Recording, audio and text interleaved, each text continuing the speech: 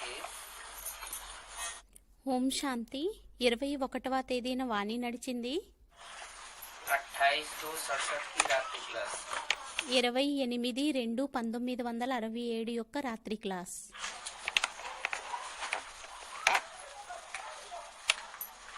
उसमें बात चल रही थी దానిలో విషయం నడిచింది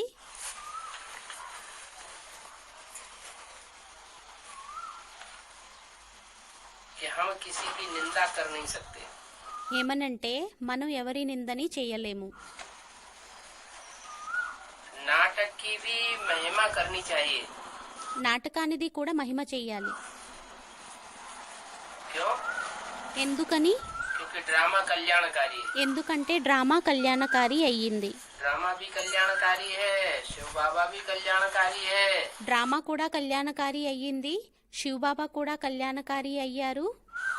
और हर आत्मा का पार्ट भी మరియు ప్రతి ఒక్క ఆత్మ యొక్క పార్ట్ కూడా कल्याणकारी है.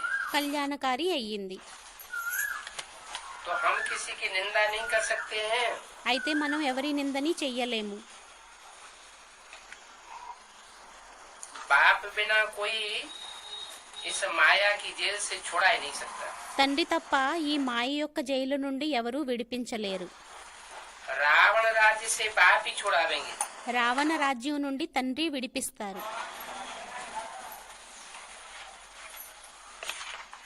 जो छुड़ाने वाला है ఎవరైతే విడిపించేటటువంటి వారు ఉన్నారో वो इस भागीरथ में आता है. వారు ఈ భాగీరథుల్లోని వస్తారు. कहते हैं भागीरथ ने गंगा लाई. అంటారు భాగీరథుడు గంగని తీసుకువచ్చారు.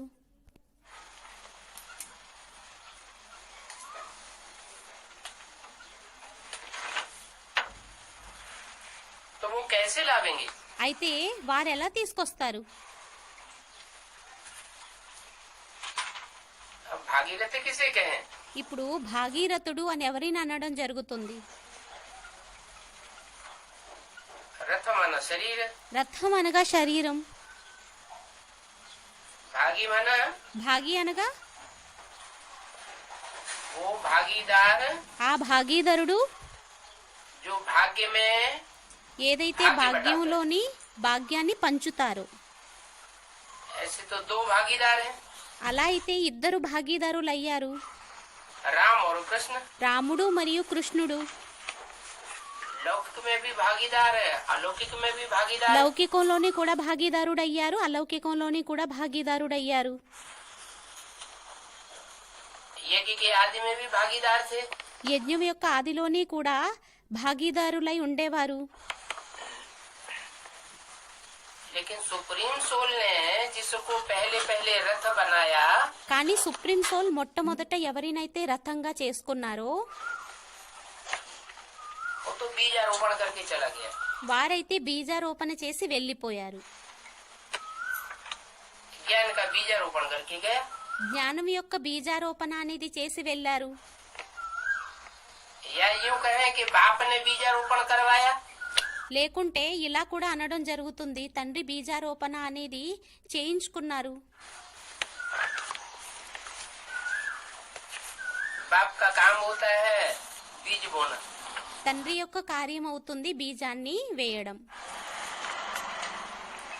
और अंत में बच्चों को वर्षा देना. మరియు అంతిమంలో పిల్లలకి వారసత్వాన్ని ఇవ్వడం. तो अव्वल नंबर भागीरथ में बाप सुप्रीम सोल आया और बीज बोके అయితే మొదటి నంబర్ భాగీరథుల్లో తండ్రి వచ్చారు మరియు వచ్చి బీజాన్ని నాటి वो रथ गया. ఆ రథం వెళ్లిపోయింది. क्यों गया? उसका कारण मुरली में बताया. ఎందుకు వెళ్లిపోయింది దాని కారణం మురళిలో చెప్పారు. उस समय पूरा ज्ञान नहीं था. ఆ సమయంలో పూర్తిగా జ్ఞానం అనేది లేదు, దాని కారణంగా వెళ్లిపోయారు. कुछ आत्माएं बुद्धिवादी होती हैं और कुछ आत्माएं కొంతమంది ఆత్మలు బుద్ధివాది ఆత్మలై ఉంటారు, కొంతమంది ఆత్మలు बुद्धिवादी नहीं होती हैं लेकिन भावनावादी होती है. బుద్ధివాదిలై ఉండరు కానీ భావనావాదిలై ఉంటారు.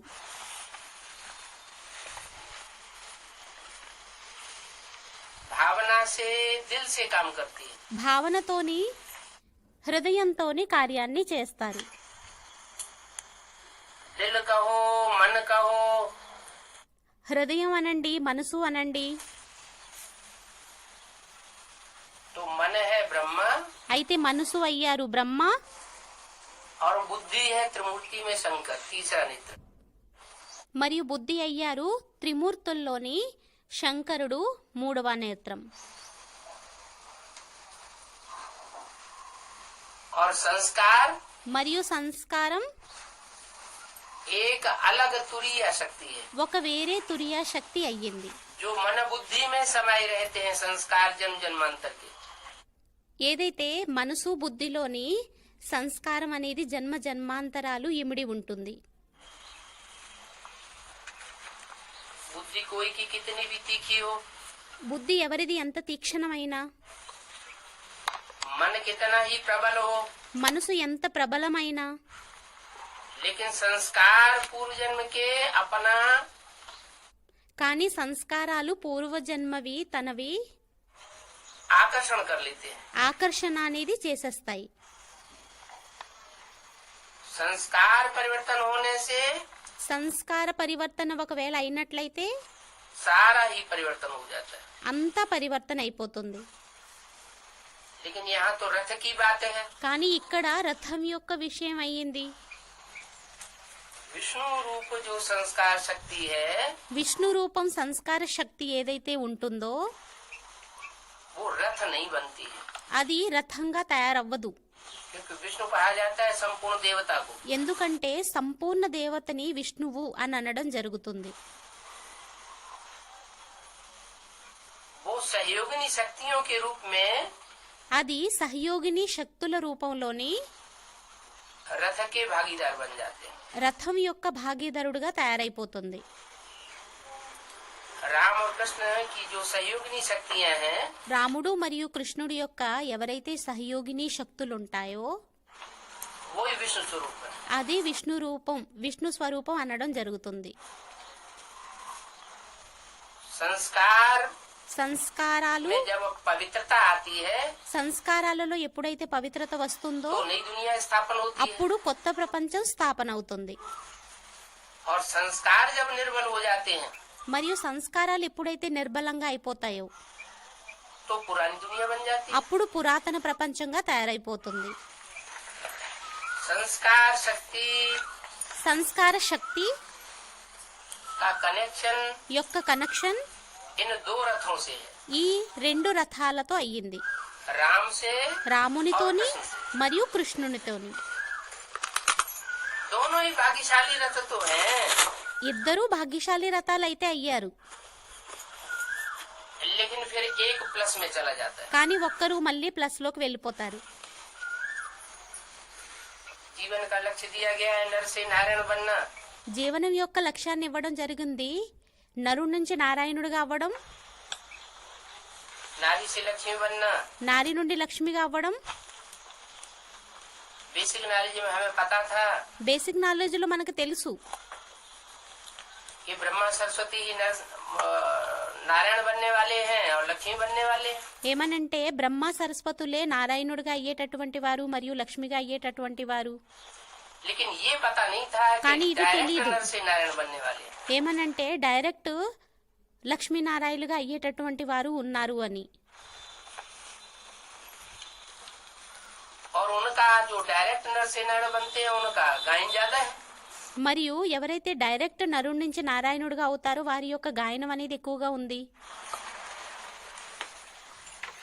रामकृष्ण की आत्मा सतयुग में नर नारायण नहीं बनेंगी।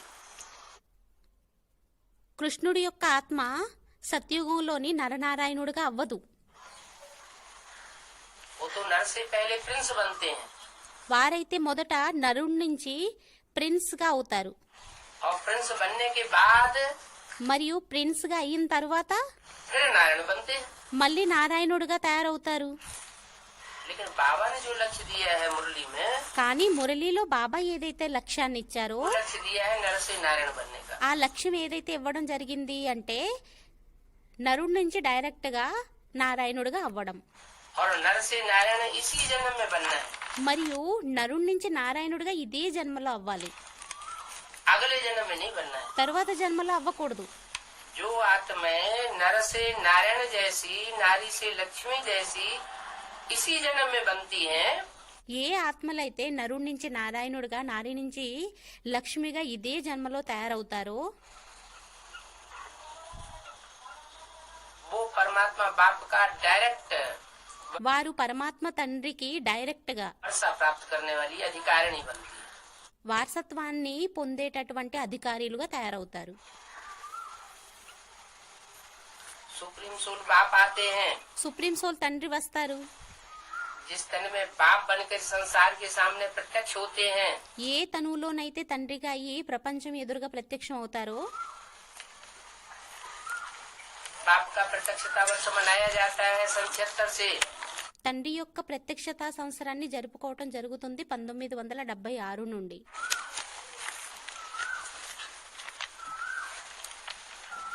तो वो बाप बाप के रूप में प्रत्यक्ष होकर के అయితే ఆ తండ్రి తండ్రి రూపంలో ప్రత్యక్షమయ్యి अव्वल नंबर भाग्यशाली रथ बनता है। మొదటి నెంబర్ భాగ్యశాలిగా తయారవుతారు. रथ उसे भाग्यशाली कहेंगे భాగ్యశాలి రథం అని ఎవరిని అనడం జరుగుతుంది అంటే जो रथ इसी जीवन में अपनी सफलता को प्राप्त करके संसार ఏ రథం అయితే ఇదే జన్మలోని తన సఫలతని ప్రాప్తించుకొని ప్రపంచాన్ని को सफल बना दे। సఫలంగా తయారు చేస్తుందో, इस जीवन में ఇదే జీవనంలోని रथ को सफलता न मिले, రథానికి సఫలత లభించకపోయినట్లయితే, भाग्य की बुलंदी न मिले, భాగ్యం యొక్క ప్రసిద్ధి ధ్వనించకపోయినట్లయితే तो फिर उसको अव्वल नंबर नहीं कहा जा सकता। మారు మ్రోగపోయినట్లయితే వారిని భాగ్యశాలి రథం అని అనలేము.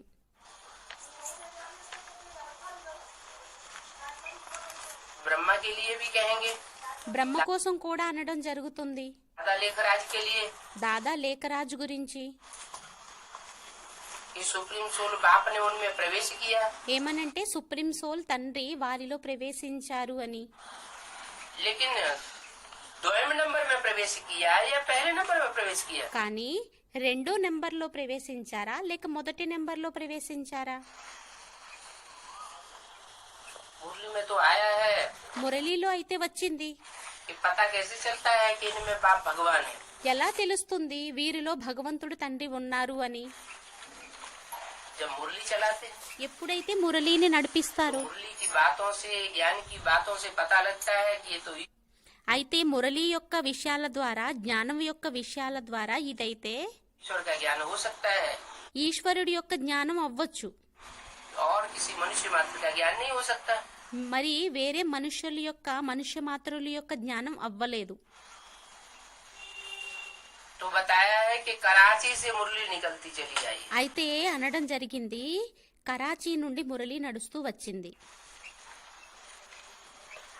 उससे पहले దానికి ముందు बाबा मुरली नहीं चलाते। బాబా మురళిని నడిపించేవారు కాదు. 10-15 पेज बैठ करके अमृत वेला लिखते थे। అమృత వేళలో కూర్చొని 10-15 పేజీలని వ్రాసేవారు. कौन से बाबा? ఏ బాబా? ब्रह्मा बाबा। బ్రహ్మ బాబా. और बाप लिखाते थे, మరియు తండ్రి వ్రాయించేవారు. माना सुप्रीम सोल बाप అనగా సుప్రీం సోల్ తండ్రి, या तो प्रजापिता के द्वारा लिखाते थे। లేకుంటే ప్రజాపిత ద్వారా వ్రాయించేవారు. प्रजापिता के जाने के बाद ప్రజాపిత వెళ్లిపోయిన తర్వాత माताएं निमित्त बनी। ఏ మాతలైతే నిమిత్తంగా అయ్యారో उन माताओं में कोई रुद्रमाला का मणका है, ఆ మాతలలో ఎవరో రుద్రమాల యొక్క మణి ఉండేవారు. जिसके द्वारा लिखाते थे। ఆమె ద్వారా వ్రాయించేవారు. और ब्रह्मा लिखते थे, మరియు బ్రహ్మ వ్రాసేవారు. फिर उसकी कापियां निकलती थी। మరియు దాని యొక్క కాపీలు అనేవి వెలువడేవి. लेकिन मुरली डायरेक्ट चलाना ब्रह्मा के मुख से तब शुरू किया కానీ మురళిని డైరెక్ట్ గా బ్రహ్మ ద్వారా నడిపించడం ఎప్పటి నుంచి మొదలు పెట్టారంటే, जब ब्रह्मा की आयु ఎప్పుడైతే బ్రహ్మ యొక్క ఆయువు 60 साल हुई। 60 సంవత్సరాలు అయ్యాయో. सन 36 में 60 साल नहीं हुई थी। 1936లో 60 సంవత్సరాలు కాదు, 46-47 में जाकर के उनकी आयु 60 साल हुई। दादा लेखराज ब्रह्मा की 1946-47లోకి వెళ్ళి 60 సంవత్సరాలు పూర్తి అయ్యాయి దాదా లేఖరాజ్వి. और तब कराची से मुरली निकलना शुरू हुई। అప్పటి నుంచి కరాచీ నుండి మురళి వెలువడడం అనేది ప్రారంభమయ్యింది. जब उनके द्वारा मुरली निकलना शुरू हुई तब उनका नाम వారి ద్వారా మురళి వెలువడడం అనేది మొదలయ్యింది. అప్పుడు వారి యొక్క పేరు ब्रह्मा బ్రహ్మ संसार में विख्यात हुआ। ప్రపంచంలో విఖ్యాతమయ్యారు. पहली बार माउंट आबू में आकर के पहला सेवा केंद्र कमला नगर का खुला। మొదటిసారి మౌంట్ ఆబూలోకి వచ్చిన తర్వాత మొదటి సెంటర్ అనేది కమలానగర్లోని తెరవడం జరిగింది. जहाँ से नाम पड़ा ब्रह्मा कुमारी ईश्वरी विश्वविद्यालय। అక్కడి నుంచి పేరు పడింది బ్రహ్మకుమారి ఈశ్వరి విశ్వవిద్యాలయము అని.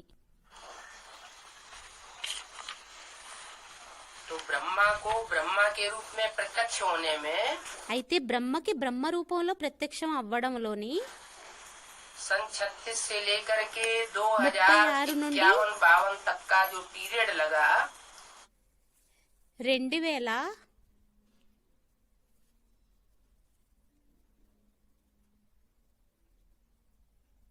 1951-52 ఏదైతే పీరియడ్ అనేది పట్టిందో वो दूसरा रथ साबित होता है।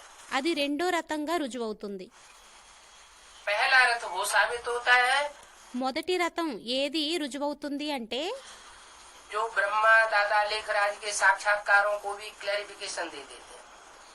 బ్రహ్మ దాదా లేఖరాజు యొక్క సాక్షాత్కారాల క్లారిఫికేషన్ ని కూడా ఎవరైతే ఇస్తారో ज्ञान का बीजारोपण कर देते हैं। జ్ఞానం యొక్క బీజారోపణ అనేది చేసేస్తారు. ब्रह्मा की बुद्धि रूपी धरणी में బ్రహ్మ యొక్క బుద్ధురూపి ధరణి మీద और उन माताओं की बुद्धि रूपी धरणी में మరియు ఆ మాతల యొక్క బుద్ధురూపి ధరణిలోని కూడా जो यज्ञ के आदि में मौजूद थे। ఏ మాతలైతే యజ్ఞం యొక్క ఆదిలోని హాజరై ఉండేవారో. तो पहला रथ అయితే మొట్టమొదటి రథం यज्ञ के आदि वाला యజ్ఞం యొక్క ఆదిలో ఉండేటటువంటి వారు. और वो ही फिर दोबारा जन्म लेकर के प्रत्यक्ष होता है सन 76 में। మరియు వారే రెండోసారి జన్మ తీసుకొని 1976లో ప్రత్యక్షం అవుతారు. जिसके द्वारा अल्लाह अव्वल दीन की स्थापना होती है। వారి ద్వారా అల్లాహ్ అవ్వల్ దీన్ ధర్మం అనేది ప్రత్యక్షం అవుతుంది. दुनिया का अव्वल नंबर धर्म ప్రపంచం యొక్క మొట్టమొదటి ధర్మం आदि सनातन देवी देवता धर्म। ఆది సనాతన దేవీ దేవత ధర్మం.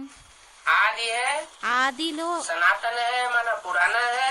ఆది అయ్యింది, సనాతనం అనగా పురాతనమైనది. तो यज्ञ में भी उसका फाउंडेशन डालने वाला सबसे पुराना होना चाहिए। అయితే యజ్ఞంలోని కూడా దాని యొక్క ఫౌండేషన్ వేసేటటువంటి వారు అందరికంటే పురాతనమై ఉండి ఉండాలి.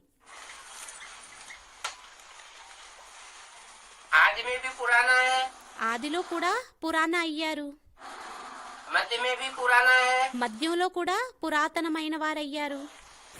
और अंत में जब फाइनली आदि सनातन देवी देवता धर्म की स्थापना का कार्य संपन्न होता है మరియు అంతిమంలో ఎప్పుడైతే ఆది సనాతన దేవీ దేవత ధర్మం యొక్క కార్యం అనేది సంపన్నం అవుతుందో तो भी वो पुराने से पुराने रथ के रूप में उसका गायन संसार में हो जाता है।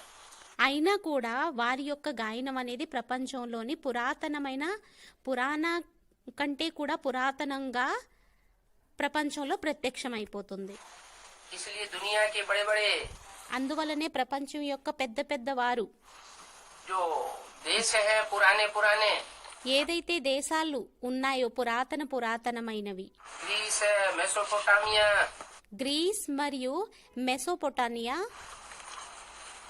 सिंध, हड़प्पा, సింధ్ మరియు హడప్ప, उनकी खुदाइयों में सबसे ज्यादा मूर्तियां शंकर की मिली। వారి యొక్క త్రవ్వకాలలో అన్నింటికంటే కూడా పురాతనమైన విగ్రహాలు అనేవి శంకరుడివి లభించాయి. जैनी लोग జైనీలు उस नग्न मूर्ति को कहते हैं तीर्थंकर। ఆ నగ్న విగ్రహాలని అనడం జరుగుతుంది తీర్థంకర్ అని.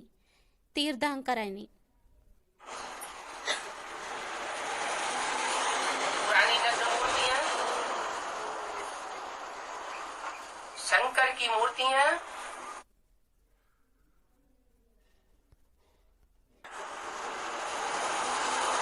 पुरानी नग्न मूर्तियां పురాతన విగ్రహాలు, शंकर की मूर्तियां శంకరుడి యొక్క విగ్రహాలు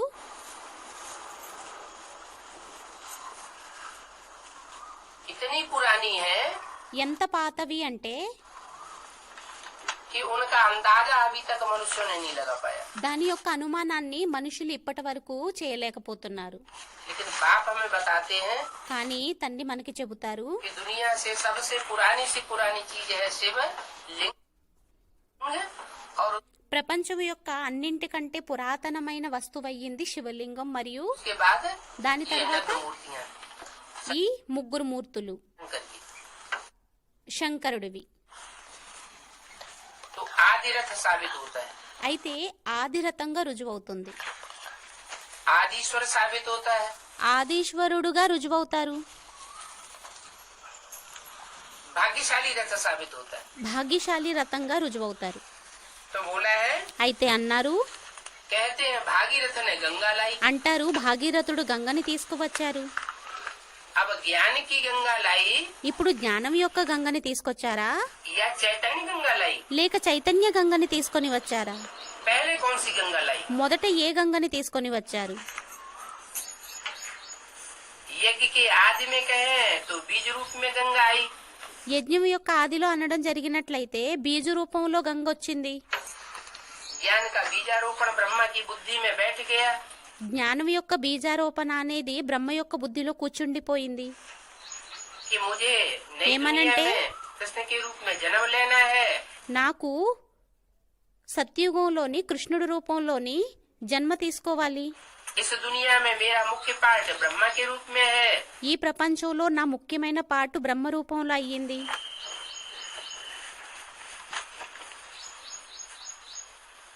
और फाइनली మరియు ఫైనల్లీ मुझे फिर विष्णु के रूप में भी पार्ट बजाना है।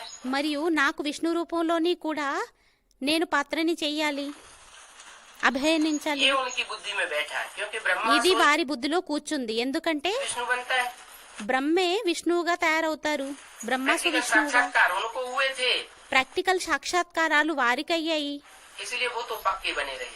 అయితే వారైతే అందువలనే సాక్షాత్కారాలు అయిన కారణంగా పక్కాగా అయి ఉన్నారు.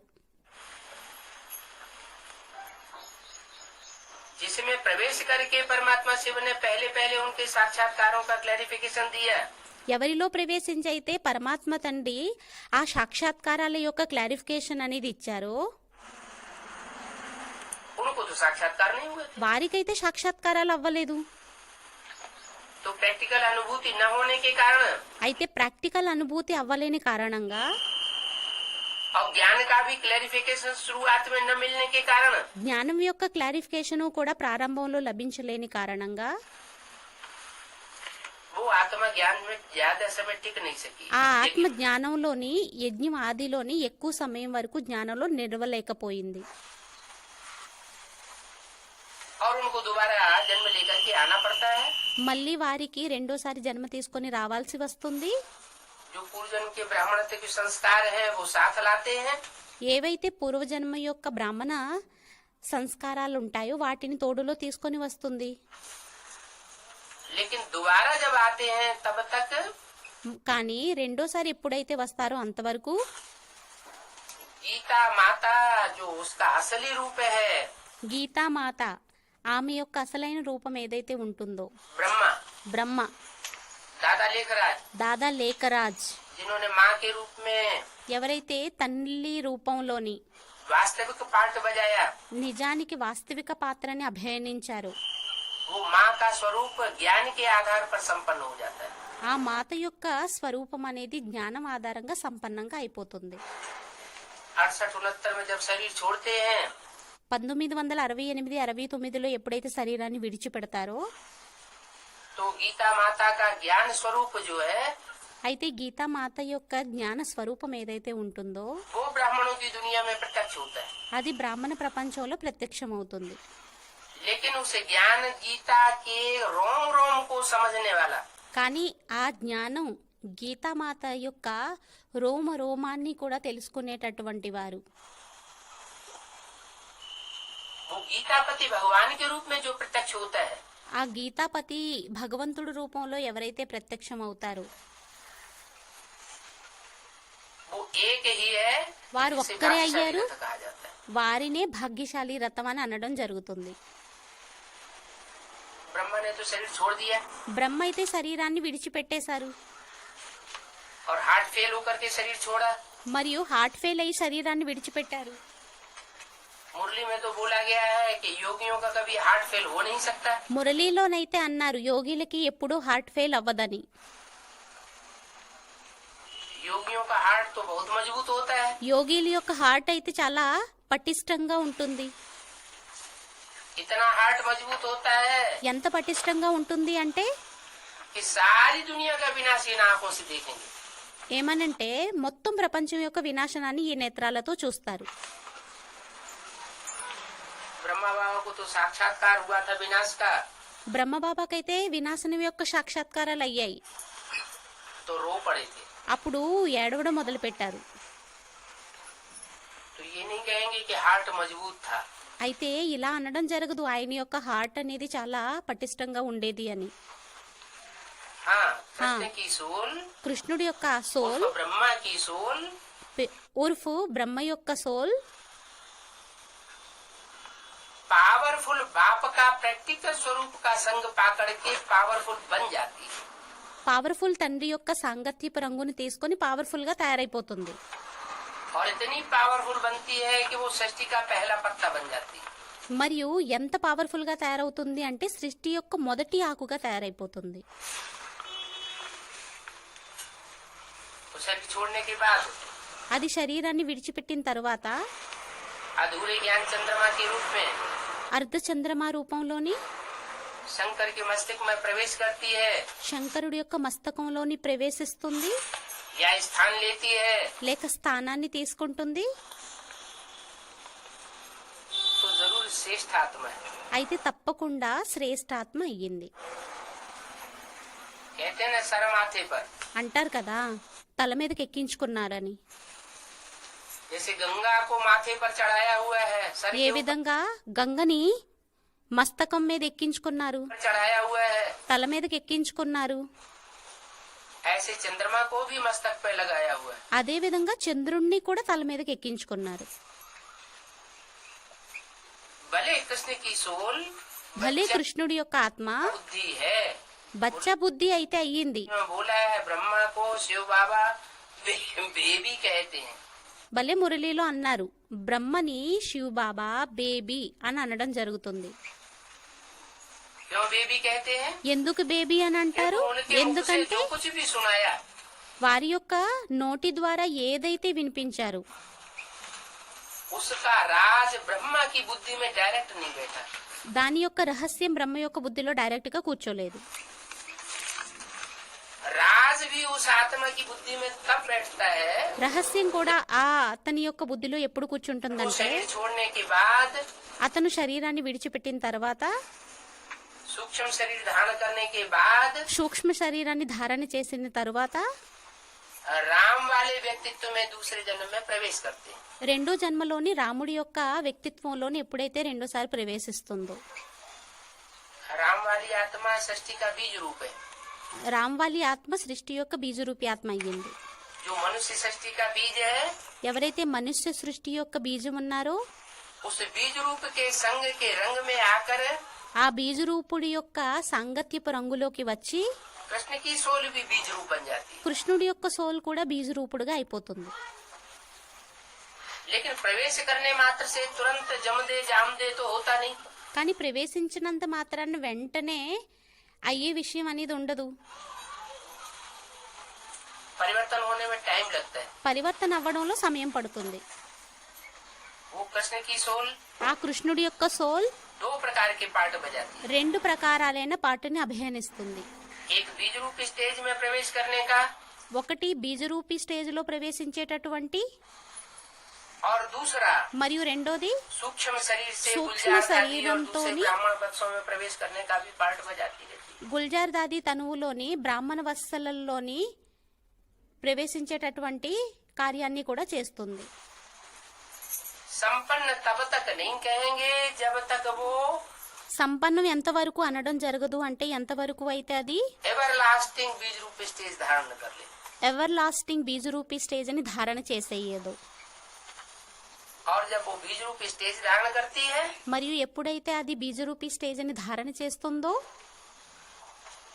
तो काम संपन्न हो जाता है। అప్పుడు కార్యం అనేది సంపన్నం అవుతుంది. ब्रह्मा सो బ్రహ్మ నుండి विष्णु बन जाता है। బ్రహ్మాసు విష్ణువుగా తయారైపోతుంది. विष्णु बनना విష్ణువుగా తయారవ్వడం माना सहयोगिनी शक्तियों के साथ रामकृष्ण की आत्माएं అనగా సహయోగిని శక్తులతో పాటు రామకృష్ణ ఆత్మలు परिपूर्ण स्टेज को धारण कर लेती। పరిపూర్ణ స్టేజ్ అని ధారణ చేసేస్తాయి. जो परिपूर्ण स्टेज धारण की जाती है ఏదైతే పరిపూర్ణ స్టేజ్ అని ధారణ చేయడం జరుగుతుందో वो ही विष्णु रूप है। అదే విష్ణు రూపం అయ్యింది. विष्णु విష్ణువు अंत में प्रत्यक्ष होने के लिए అంతిమంలో ప్రత్యక్షం అవ్వడం కోసం मुरली में बताया మురళీలోని చెప్పారు.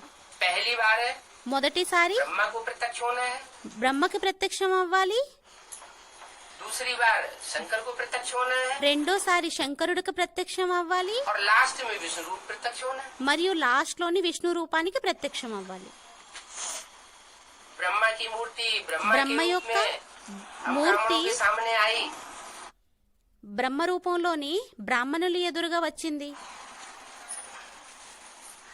ब्राह्मणों की दुनिया में ही బ్రాహ్మణ ప్రపంచంలోనే जो बीज रूप आत्माएं हैं ఎవరైతే బీజరూపి ఆత్మలు ఉంటారో वो उस बीज रूप बाप को వారు ఆ బీజరూపి తండ్రిని शंकर के रूप में पहचान लेती। శంకరుడు రూపంలో शंकर గుర్తించేస్తాయి. इसलिए कहा जाता है శంకరుడు అని ఎందుకు అనడం జరుగుతుంది అంటే कि राम कृष्ण और शिव ये तीन आत्माएं शंकर हो जाती है। రామ కృష్ణుడు మరియు శివుడు ఈ ముగ్గురాత్మలు శంకరణం అయిపోతాయి, इकट्ठी हो जाती है, కలిసిపోతాయి. इसलिए शंकर कहा जाता है। అందువలనే శంకర్ అని అనడం జరుగుతుంది. ये तो संगम युग का रूप है। ఇదైతే సంగం యుగం యొక్క రూపం అయ్యింది. बाकी राम की आत्मा का अलग पार्ट, कृष्ण की आत्मा का अलग पार्ट, మిగతాది రాముడి యొక్క పాట అనేది వేరే అయ్యింది, శంకరుడి యొక్క పాట అనేది వేరే అయ్యింది, और शिव की आत्मा का अलग पार्ट। మరియు శివుడి యొక్క ఆత్మ యొక్క పాట అనేది వేరేదయ్యింది. शिव की आत्मा శివుడి యొక్క ఆత్మ जो यज्ञ के आदि में राम ఏదైతే యజ్ఞం యొక్క ఆదిలోని वाले व्यक्तित्व में प्रवेश करके बीजारोपण करती है, రాముడి యొక్క వ్యక్తిత్వంలో ప్రవేశించి బీజారోపణ చేస్తుందో, बाप का पहला पार्ट बजाती है, తండ్రి యొక్క మొట్టమొదటి పాటని అభిహనిస్తుందో, वही सन 76 में అదే 1976లోని टीचर के रूप में फिर पार्ट बजाना शुरू करती है। టీచర్ రూపంలో మళ్ళీ పాత్రని అభిహనించడం అనేది మొదలు పెడుతుంది.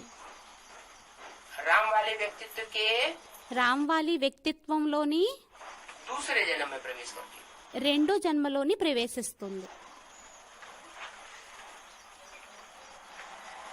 उस समय ఆ సమయంలోని सन 36 में जिस व्यक्तित्व की आयु या आदि रथ की आयु 1976లోని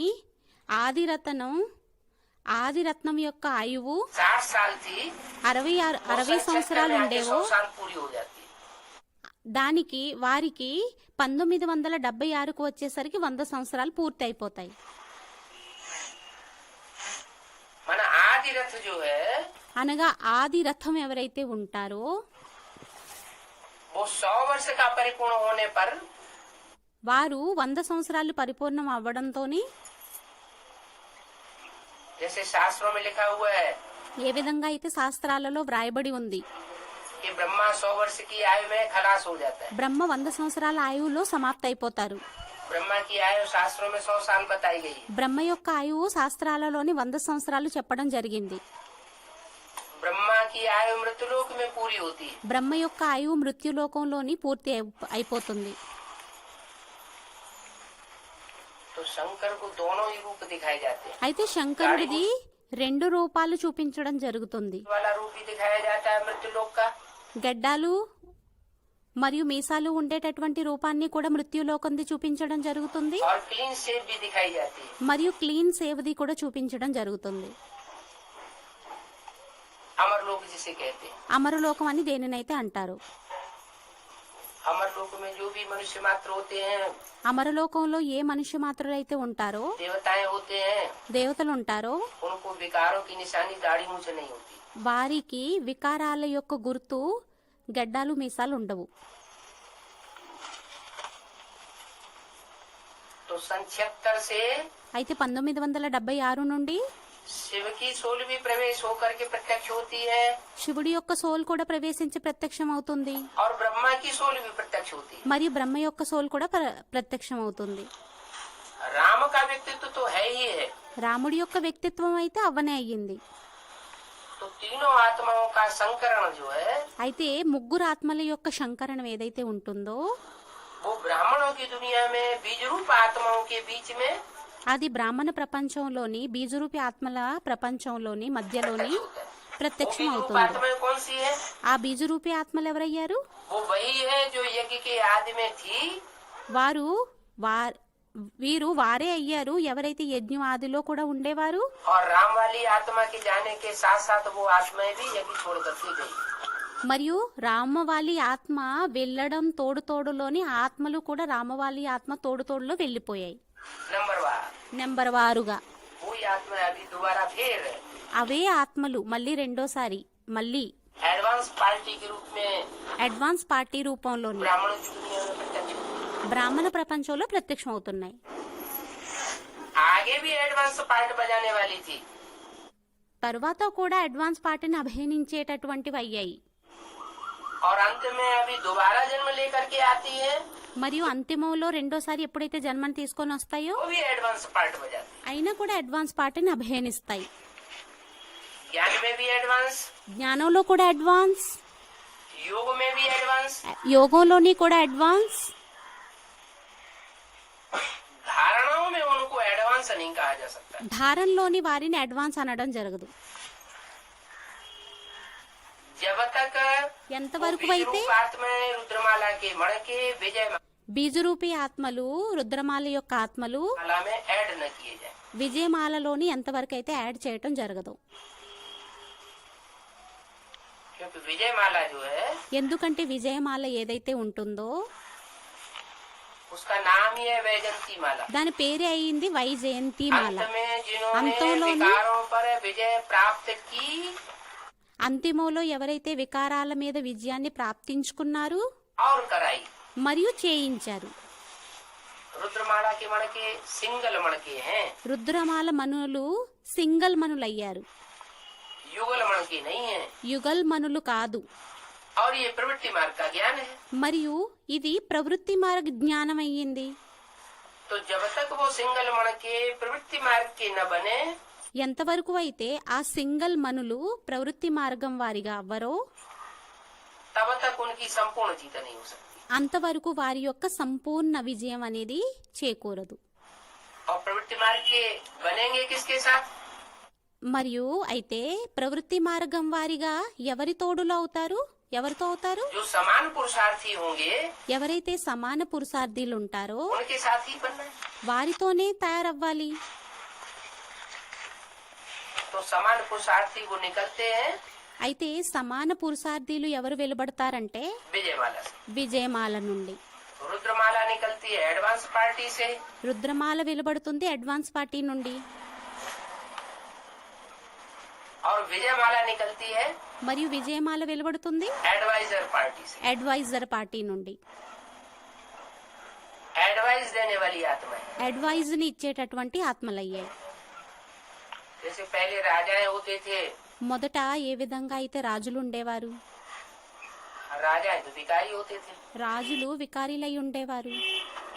लेकिन एडवाइस देने के लिए मंत्रियों को रखते थे. కానీ అడ్వైజ్ ని ఇవ్వడం కోసం మంత్రుల్ని పెట్టుకునేవారు.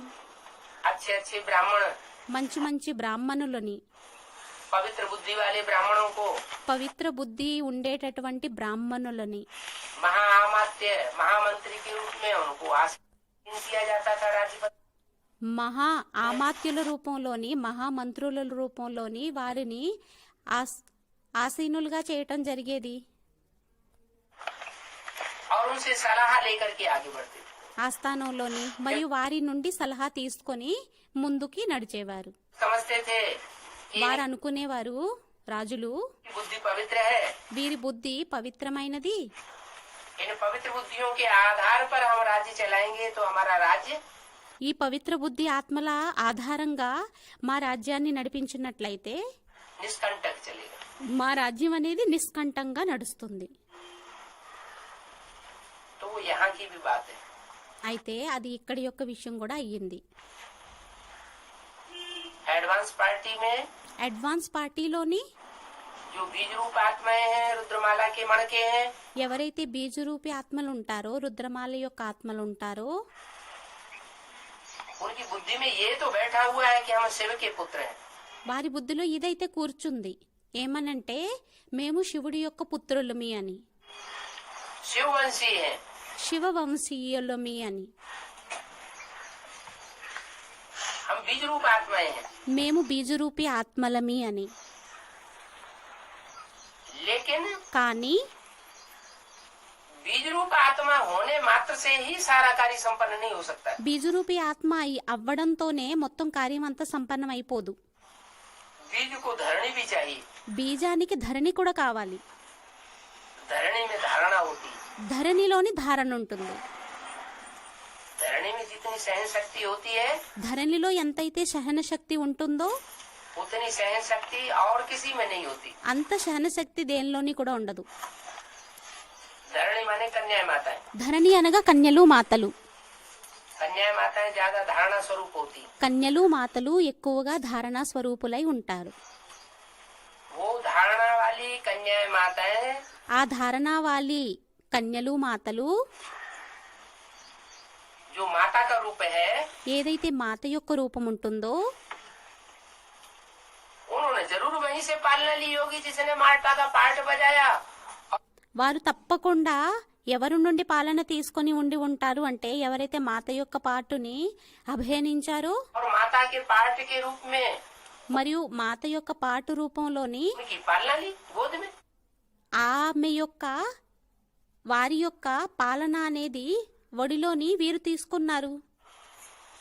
విజయమాల तो వారు माता के रूप में जो पार्ट बजाने वाली श्रेष्ठ से श्रेष्ठ संसार की आत्मा है, అయితే మాత రూపంలోని ప్రపంచంలోని శ్రేష్టాతి శ్రేష్టమైన పాత్రని అభినయించేటటువంటి ఆత్మ ఎవరైతే ఉంటారో तो ब्रह्मा बाबा है। వారు బ్రహ్మబాబా అయ్యారు.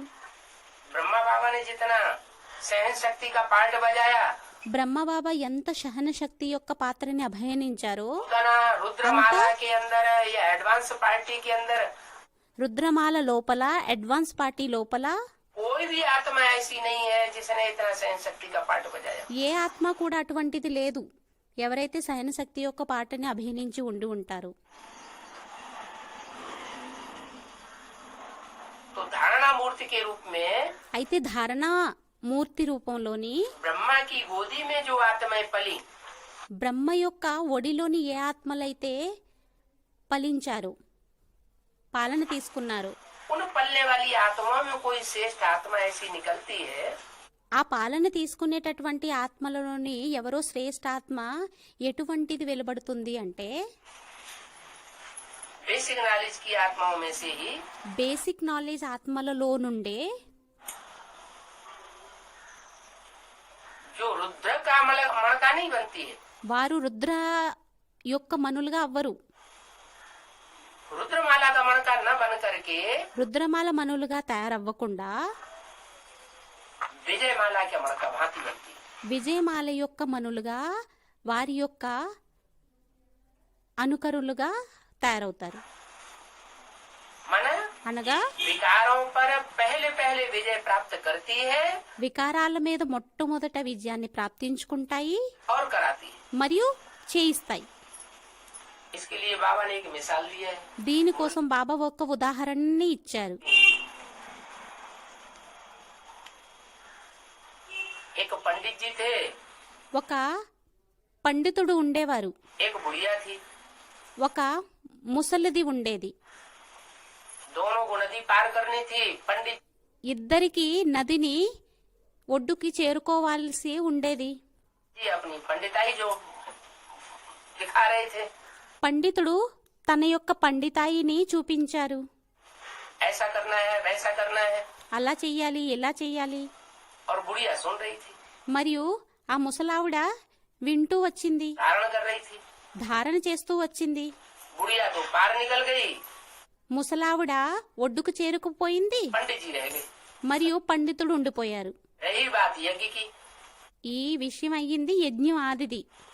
यज्ञ की जो आदि की बात है, యజ్ఞం యొక్క ఆది విషయం ఏదైతే ఉందో उसमें दो దానిలోని जो माताएं थी, ఎవరైతే మాతలు ఉండేవారో, जो विश्व रूप बनती हैं, ఎవరైతే విష్ణు రూపంగా అవుతారో जिनको महालक्ष्मी भी कहा जा सकता है, ఆమెనే మహాలక్ష్మి కూడా అనవచ్చు. उनमें एक है लक्ष्मी और दूसरी है जगदम्बा। వారిలో ఒక్కరయ్యారు లక్ష్మి, రెండో వారయ్యారు జగదంబ. लक्ष्मी లక్ష్మి भारत में पूजी जाती है, భారతదేశంలోని పూజింపబడుతుంది.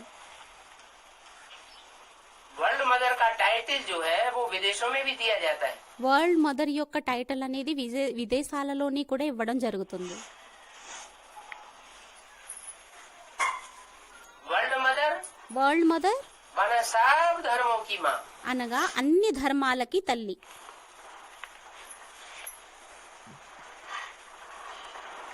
और भारत माता మరియు భారత మాత वो सिर्फ भारत की माता है। ఆమె కేవలం భారత మాతే అయ్యింది. तो वर्ल्ड मदर అయితే और వరల్డ్ మదర్ भारत की माता, మరియు భారత మాత इन दोनों में फर्क तो जरूर होगा। వీరిద్దరిలోని తేడా అయితే తప్పకుండా ఉంటుంది. वर्ल्ड मदर जगदम्बा है, వరల్డ్ మదర్ జగదంబ అయ్యారు, भारत माता लक्ष्मी है భారత మాత లక్ష్మి అయ్యారు, अथवा पार्वती है। అనగా పార్వతి అయ్యింది. जिसे भारत माता के रूप में आज टाइटल ఎవరైతే देते हैं लोग, बड़े భారత మాత రూపంలోని ఈ రోజుల్లోని టైటిల్ ఇస్తారు చాలా పెద్ద పెద్ద వారికి. बड़े प्रतियोगिताएं करते हैं, పెద్ద పెద్ద ప్రతియోగితలు చేస్తారు, పోటీలని చేస్తారు. इंडिया नाम देते हैं, कोई को मिस वर्ल्ड नाम देते हैं। కొంతమందికి మిస్ ఇండియా అని టైటిల్ ఇస్తారు, కొంతమందికి మిస్ వరల్డ్ యొక్క టైటిల్ ఇస్తారు. मुरली में बोला है మురళీలోని అన్నారు कि मिस इंडिया है तो विदेशों में धक्के क्यों खाती है। మిస్ ఇండియా అయినట్లయితే మరి విదేశాల్లో ఎందుకని దెబ్బలు తింటున్నారు? मिस इंडिया को तो फिर भारत में होना चाहिए, మిస్ ఇండియా అయితే మరి భారత్లో ఉండాలి, भारत की सेवा करनी चाहिए। భారత్ యొక్క సేవని చెయ్యాలి. इसका मतलब ये हुआ దీని అర్థం ఏమయ్యింది అంటే कि हीरो की जो खान है వజ్రాల యొక్క ఏదైతే ఖజానా భండాగారం ఉంటుందో वो विश्व में सबसे बड़ी खान बनती है जाकर के अफ्रीका में। విశ్వంలోని అన్నింటికంటే పెద్ద ఖజానా ధనాగారం అవుతుంది ఆఫ్రికా. उसका फाउंडेशन यहाँ संगम युग में पड़ता है। దాని యొక్క ఫౌండేషన్ ఇక్కడ సంగమయుగంలో పడుతుంది. जो अच्छे अच्छे हीरे निकलने हैं ఏవైతే మంచి మంచి వజ్రాలు వెలువడతాయో वो विजयमाला से निकलेंगे, అవి విజయమాల నుండి వెలువడతాయి. वो तैयार हो रहे हैं। వారు తయారవుతున్నారు.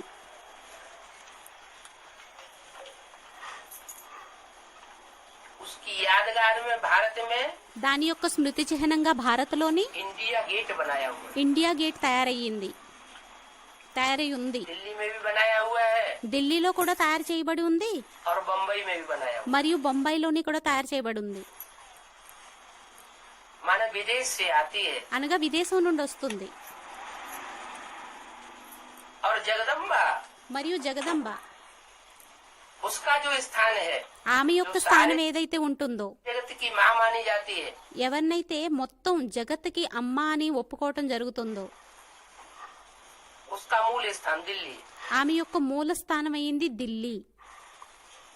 एक दिल्ली एक ऐसा शहर है ఒక ఢిల్లీనే ఎటువంటి నగరం అయ్యింది అంటే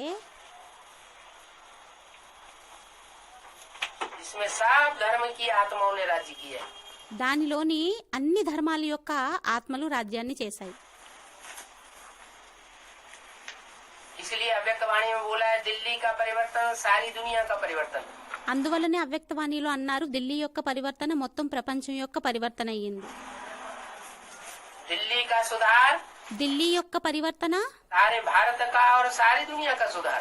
మొత్తం భారత్ యొక్క మరియు మొత్తం ప్రపంచం యొక్క పరివర్తన. इतनी जिम्मेवारी डाल दी है दिल्ली के ऊपर, అంత బాధ్యతని ఢిల్లీ మీద వేసేశారు. क्योंकि वो जगत की माता है. ఎందుకంటే ఆమె జగత్తు యొక్క తల్లి అయ్యింది. धरणी का परिवर्तन होता है ధరణి యొక్క పరివర్తన అవుతుంది, तो फसल बहुत अच्छी पैदा होती है. అప్పుడు పంట అనేది చాలా మంచిగా పండుతుంది.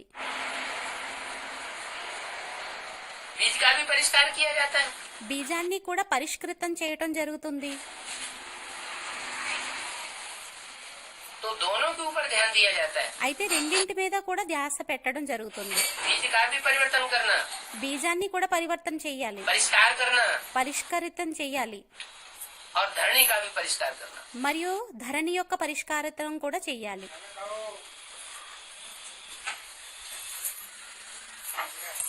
आज ఈ రోజు धरणी से ज्यादा फायदा लेने के लिए ధర నుండి ఎక్కువగా ఫలితాన్ని తీసుకోవడం కోసం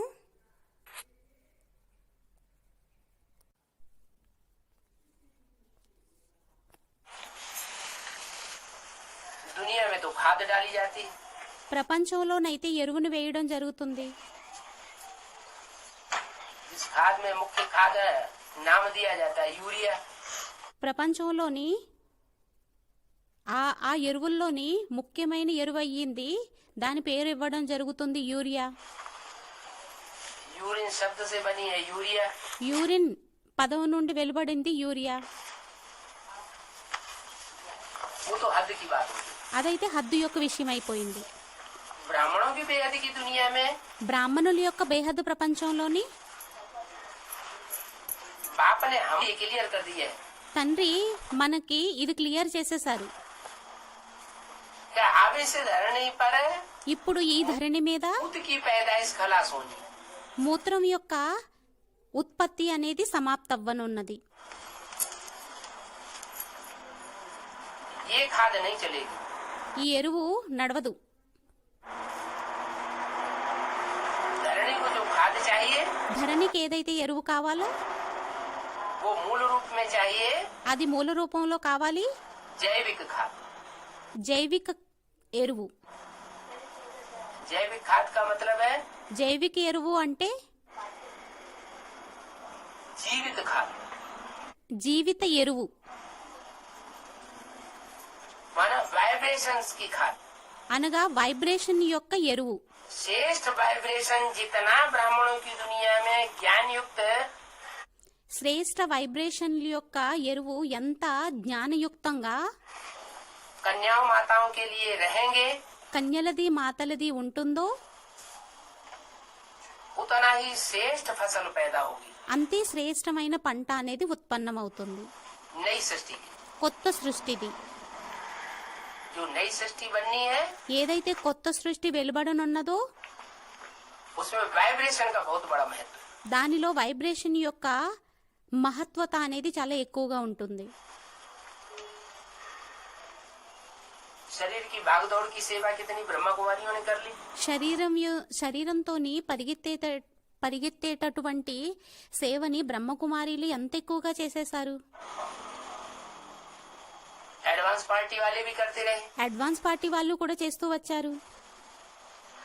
शरीर से कमाए हुए धन के द्वारा कितनी सेवा करते रहे. శరీరం ద్వారా సంపాదించినటువంటి ధనంతో ఎంత సేవను చేస్తూ వచ్చారు. लोगों का हुजूम इकट्ठा करके जनबल జనం యొక్క గుంపుని ఏకత్రితం చేసుకొని की सेवा करते रहे. జనబలం యొక్క సేవను చేస్తూ వచ్చారు. लेकिन उससे परिवर्तन नहीं हुआ. కానీ దాని ద్వారా పరివర్తన అవ్వలేదు. परिवर्तन तब होता है పరివర్తన ఎప్పుడవుతుందంటే जब मनोबल एक एकाग्र होकर के ఎప్పుడైతే మనోబలం ఏకాగ్రమయ్యి संगठित रूप में సంఘటిత రూపంలోని प्रकृति का परिवर्तन होता ప్రకృతి యొక్క పరివర్తన అవుతుందో. है। प्रकृति कोई दूसरी चीज नहीं है। ప్రకృతి ఏదో వేరే వస్తువు కాదు. प्रमाण प्रकृष्ट रूपेण कृति माने रचना। అనగా ప్రకష్ట రూపేణ, కృతి అనగా రచన. जिसकी परमात्मा बाप ने దేని యొక్క పరమాత్మ తండ్రి पार्ट बजा करके ప్రాక్టికల్ పాత్రని అభినయించి एड़ी से चोटी तक की सारी ताकत लगा के మడమ నుంచి పిలక వరకు మొత్తం శక్తిని అంతా ఉపయోగించి प्रकृष्ट रचना की है। ప్రకష్ట రచనని చేశారు. वो है धरती माता। అదయ్యింది ధరతీ మాత, ధరణి चैतन्य మాత. में कहे वर्ल्ड मदर। దానినే చైతన్యంలో అనడం జరుగుతుంది వరల్డ్ మదర్.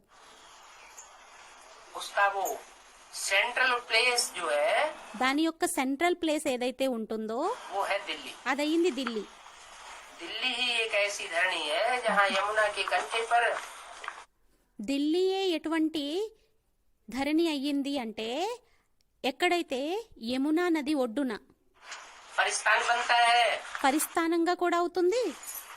और दिल्ली ही ऐसी धरणी है మరియు ఢిల్లీయే ఎటువంటి నగరి అయ్యింది అంటే ధరణి అయ్యిందంటే जो तामसी होने पर ఏదైతే తామసి అవ్వడంతోనే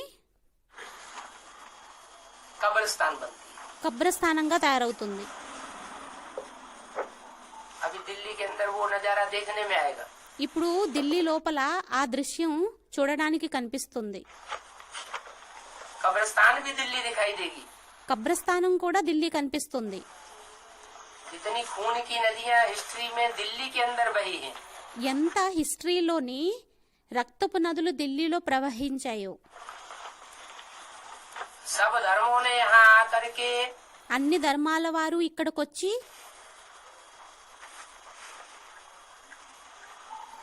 अपना राज्य स्थापन करने के लिए తమ రాజ్యాన్ని స్థాపన చేయడం కోసం खून बहाया है। రక్తాన్ని ప్రవహించారు. उतना और किसी शहर में नहीं देखा जाता। ఇంకా అంత వేరే ఏ నగరంలోని కూడా చూడడానికి కనిపించదు. दुनिया में ढेर सारे शहर है। ప్రపంచంలో చాలా ఎన్నో నగరాలున్నాయి. इसलिए दिल्ली का जो అందువలనే ఢిల్లీ యొక్క వాయుమండలం ఏదైతే ఉంటుందో, వాతావరణం ఏదైతే ఉంటుందో वो दुनिया के ऊपर असर डालने वाला है। అది ప్రపంచం మీద ప్రభావాన్ని చూపించేది అయ్యింది.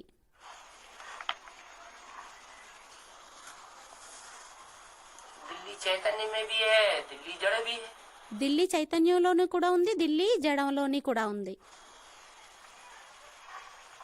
जड़त्व में ही दिल्ली का पहले परिवर्तन होगा జడత్వమై ఢిల్లీ యొక్క పరివర్తన మొదట అవుతుందా, या चैतन्य दिल्ली का पहले परिवर्तन होगा? లేక చైతన్య ఢిల్లీ యొక్క పరివర్తన అనేది మొదట అవుతుందా? पहले सुधार किसका होगा? మొదటి పరివర్తన ఎవరిది అవుతుంది? पहले तो चैतन्य सुधरता है। మొదట చైతన్యం పరివర్తన అవుతుంది. चैतन्य इसलिए सुधरता है कि उसमें मन बुद्धि होती है। ఎందుకంటే చైతన్యం ఎందుకు మొదట పరివర్తన అవుతుందంటే ఎందువలనంటే చైతన్యంలోని మనసు బుద్ధి ఉంటుంది. चैतन्य कहा ही जाता है। చైతన్యం అని దేనిని అనడం జరుగుతుంది అంటే హలనం చలనం దేనిలోనైతే ఉంటుందో, बोलते चालते को మాట్లాడేది మరియు నడిచేది. तो जरूर कोई ऐसी आत्मा है అయితే తప్పకుండా ఎవరో అటువంటి ఆత్మ ఉంటుంది. जो सारी दुनिया की जो भी प्रकृति है, ఏదైతే మొత్తం ప్రపంచం యొక్క ఏదైతే ప్రకృతి ఉంటుందో, पृथ्वी जल वायु अग्नि आकाश, పృథ్వీ జలం వాయువు అగ్ని ఆకాశం, उस सबका एक संघात है। వాటన్నింటి యొక్క ఒక సంఘాతం అయ్యింది. इसे प्रकृति कहा जाता है। దానినే ప్రకృతి అనడం జరుగుతుంది.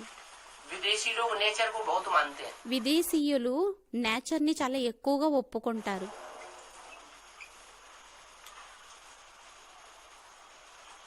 मानते तो हैं ఒప్పుకోవడం అయితే జరుగుతుంది కానీ रूप में, నేచర్ लेकिन రూపంలో. उसके चैतन्य स्वरूप को न जानने के कारण కానీ దాని యొక్క చైతన్య రూపాన్ని గుర్తించలేని కారణంగా गॉड फादर की मान्यता ज्यादा करती है గాడ్ ఫాదర్ యొక్క మాన్యతని ఎక్కువగా చేసేయడం జరిగింది. और गॉड मदर को कोई विशेष मान्यता नहीं देते हैं। మరియు గాడ్ మదర్కి విశేషంగా ఏమి మాన్యతని ఇవ్వరు. सिर्फ प्रकृति में खेल करना जानते हैं. కేవలం ప్రకృతిలోని ఆట ఆడడం వారికి తెలుసు. लेकिन प्रकृति का मान सम्मान क्या है वो नहीं जानते. కానీ ప్రకృతి యొక్క మాన సమ్మానం ఏది అనేది వారికి తెలియదు.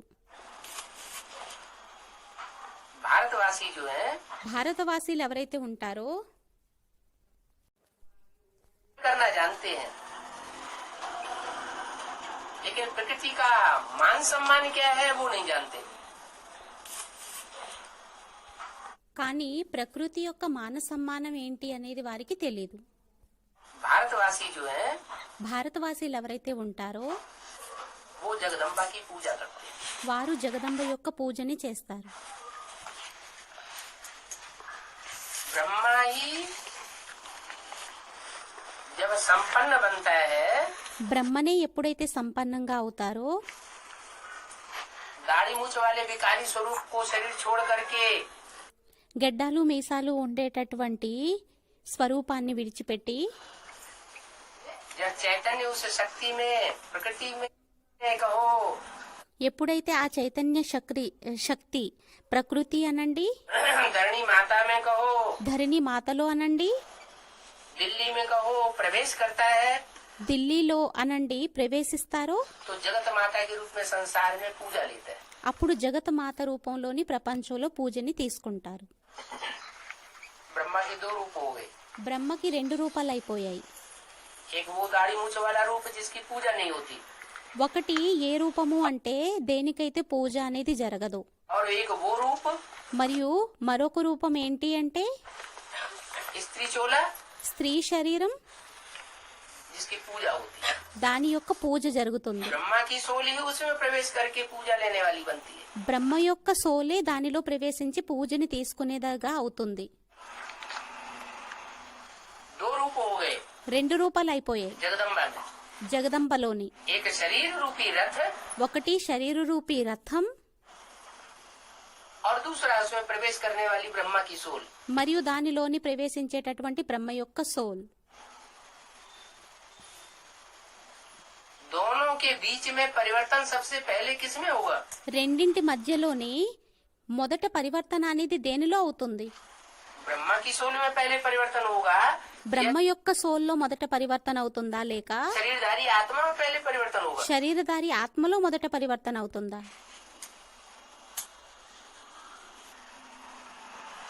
पहले कौन परिवर्तन होगा? మొదట ఎవరి పరివర్తన అవుతారు?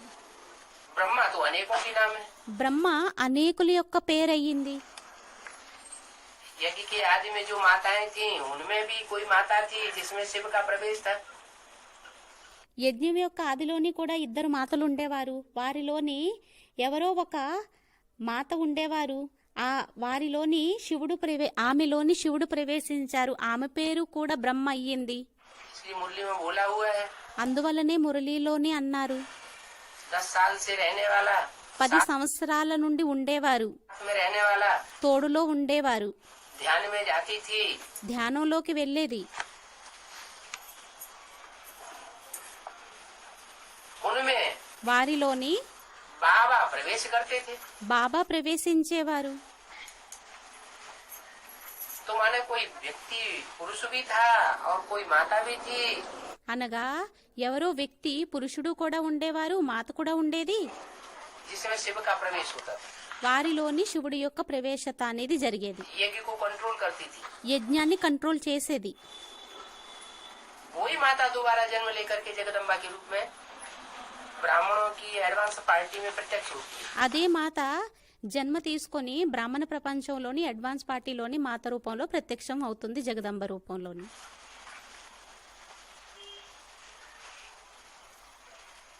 वो जगदम्बा है. ఆమె జగదంబ అయ్యింది. प्रकृति का रूप, ప్రకృతి యొక్క రూపం. प्रकृति को पॉल्यूट करने वाले भी विदेशी लोग हैं सबसे जास्ती. అందరికంటే ఎక్కువ విదేశీలయ్యారు ప్రకృతిని పొల్యూట్ చేసేటటువంటి వారు. भारतवासियों ने भी पॉल्यूट किया है. భారతవాసీలు కూడా పొల్యూట్ చేశారు. प्रकृति ప్రకృతి माता है. మాత అయ్యింది. ब्रह्मा भी माता है, బ్రహ్మ కూడా మాత అయ్యారు, गीता भी माता है। గీత కూడా మాత అయ్యింది. लेकिन इन माताओं की दुर्गति कलयुग के अंत में सबसे जास्ती क्यों हो जाती है? కానీ ఈ మాతల యొక్క దుర్గతి కలియుగం అంతిమంలో అందరికంటే ఎక్కువగా ఎందుకైపోతుంది? इतनी दुर्गति होती है ఎంత దుర్గతి అవుతుందంటే कि भारत में तो ये परंपरा बनी हुई है భారత్లోని ఈ సంప్రదాయం అనేది ఏర్పడింది. कि बाप मरता है तो बच्चों को वर्षा मिलता है, ఏమనంటే తండ్రి మరణించినట్లయితే పిల్లలకి వారసత్వం లభిస్తుంది, माता को कुछ भी नहीं मिलता। మాతకేమీ లభించదు. ये तो अभी बाप आए हैं ఇదైతే ఇప్పుడు తండ్రి వచ్చారు, तो माताओं का भी हिस्सा बनने लगा। దాని కారణంగా మాతల యొక్క వంతు కూడా తీయటం జరుగుతుంది. कन्याओं का भी हिस्सा बनने लगा प्रॉपर्टी में। ప్రాపర్టీలోని కన్యలది కూడా వంతు అనేది తీయబడుతుంది. नहीं, पहले तो कन्याओं माताओं का कोई हिस्सा होता ही नहीं था। లేకుంటే కన్యలది మాతలది ఏ భాగము అనేది మొదట ఉండేది కాదు. तो ऐसी अवमानना माताओं की क्यों हुई? ఇప్పుడు అటువంటి అవమానం అనేది మాతలది ఎందుకయ్యింది? बाबा तो मुरली में कहते हैं, माता तू है जग की भाग्य विधाता। బాబా అయితే మురళిలో అంటారు, మాత తూ హే జగత్ కి భాగ్య విధాత, జగకి భాగ్య విధాత. सारे दुनिया का भाग्य का निर्माण करने वाली है। మొత్తం ప్రపంచం యొక్క భాగ్యం యొక్క నిర్మాణం అనేది చేసేదయ్యింది.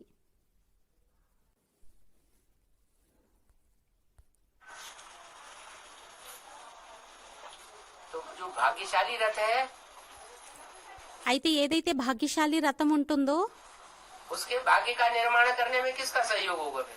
దాని యొక్క భాగ్యం యొక్క నిర్మాణం చేయడంలోని ఎవరి సహయోగం అనేది మొదట ఉంటుంది? जगत माता का सहयोग होगा ना। జగత్ మాత యొక్క సహయోగం ఉంటుంది కదా. वो जगत की माता है, ఆమె జగత్ యొక్క మాత అయ్యింది. तो जगत की माता है तो जरूर जगत पिता की भी माता रही होगी। అయితే జగత్ మాత అయినట్లయితే తప్పకుండా జగత్ పిత యొక్క మాత కూడా జగత్ మాత అయి ఉంటుంది. यज्ञ के आदि में యజ్ఞం యొక్క ఆదిలోని ब्रह्मा बाबा ने अपने साक्षात्कारों का जो अनुभव है బ్రహ్మబాబా తన సాక్షాత్కారాల యొక్క అనుభవం ఏదైతే ఉంటుందో वो डायरेक्ट प्रजापिता को नहीं सुनाया था। దానిని డైరెక్ట్ గా ప్రజాపితకు వినిపించలేదు. बीच में कोई माता निमित्त बनी, మధ్యలో ఎవరో మాత నిమిత్తమై ఉంటుంది. वो माता निमित्त बनी ఆ మాత నిమిత్తం అయ్యింది उन साक्षात्कारों को सुनाने के लिए। ఆ సాక్షాత్కారాలని వినిపించడం కోసం. ब्रह्मा बाबा में इतनी हिम्मत भी नहीं थी బ్రహ్మబాబాలో అంత ధైర్యం కూడా లేదు कि वो भागीदार के सामने वो उन सब बातों को कह सकता, बोल सकता। ఆ భాగీదారుడు ఎదురుగా ఆ సాక్షాత్కారాల గురించి చెబుతారు మరియు వినిపించే విధంగా చెప్పే విధంగా माता को निमित्त बनाया गया। మాతని నిమిత్తంగా తయారు చేయటం జరిగింది. वो सुनने सुनाने का कार्य ఆ వినిపించేటటువంటి కార్యం साक्षात्कारों का సాక్షాత్కారాలది माता ने किया। మాత చేసింది. तो माता हो गई भक्ति, అయితే మాత అయ్యింది భక్తి. और जिसके द्वारा समझने समझाने का कार्य संपन्न हुआ మరియు ఎవరి ద్వారానైతే అర్థం చేసుకుని అర్థం చేయించేటటువంటి కార్యం అనేది సంపన్నమయ్యిందో वो हुआ ज्ञान सागर। వారయ్యారు జ్ఞానసాగరుడు. लेकिन ज्ञान सागर जो है కానీ జ్ఞానసాగరుడు ఎవరైతే ఉంటారో वो भी सागर तब बनता है వారు కూడా సాగరుడుగా ఎప్పుడవుతారంటే जब वो माता का बच्चा बने। ఎప్పుడైతే వారు మాత యొక్క పిల్లవాడుగా అవుతారు. इसलिए मुरली में बोला हुआ है అందువలనే మురళీలో నన్నారు कि ब्राह्मण बने बगैर प्रजापिता था क्या? ఏమనంటే బ్రాహ్మణుడుగా అవ్వకుండా ప్రజాపితగా అయ్యారా ఏంటి? माना पहले प्रजापिता होगा అనగా మొదట ప్రజాపిత ఉంటారు, कि पहले ब्राह्मण बनेगा? మొదట ప్రజాపిత ఉంటారా లేక మొదట బ్రాహ్మణుడుగా అవుతారా? पहले ब्राह्मण మొదట బ్రాహ్మణుడిగా అవ్వాల్సి ఉంటుంది. और ब्राह्मण उसी को कहा जाता है जो ब्रह्मा की औलाद बने। మరియు బ్రాహ్మణుడు అని ఎవరైనా అనడం జరుగుతుంది అంటే ఎవరైతే బ్రహ్మ యొక్క సంతానంగా అవుతారో. ब्रह्मा की औलाद जब तक न बने तब तक ब्राह्मण कैसे बन सकता है? బ్రహ్మ యొక్క సంతానంగా ఎప్పటి వరకు అయితే అవ్వరో అంతవరకు బ్రాహ్మణుడు అని చెప్పి ఎలా అనడం జరుగుతుంది?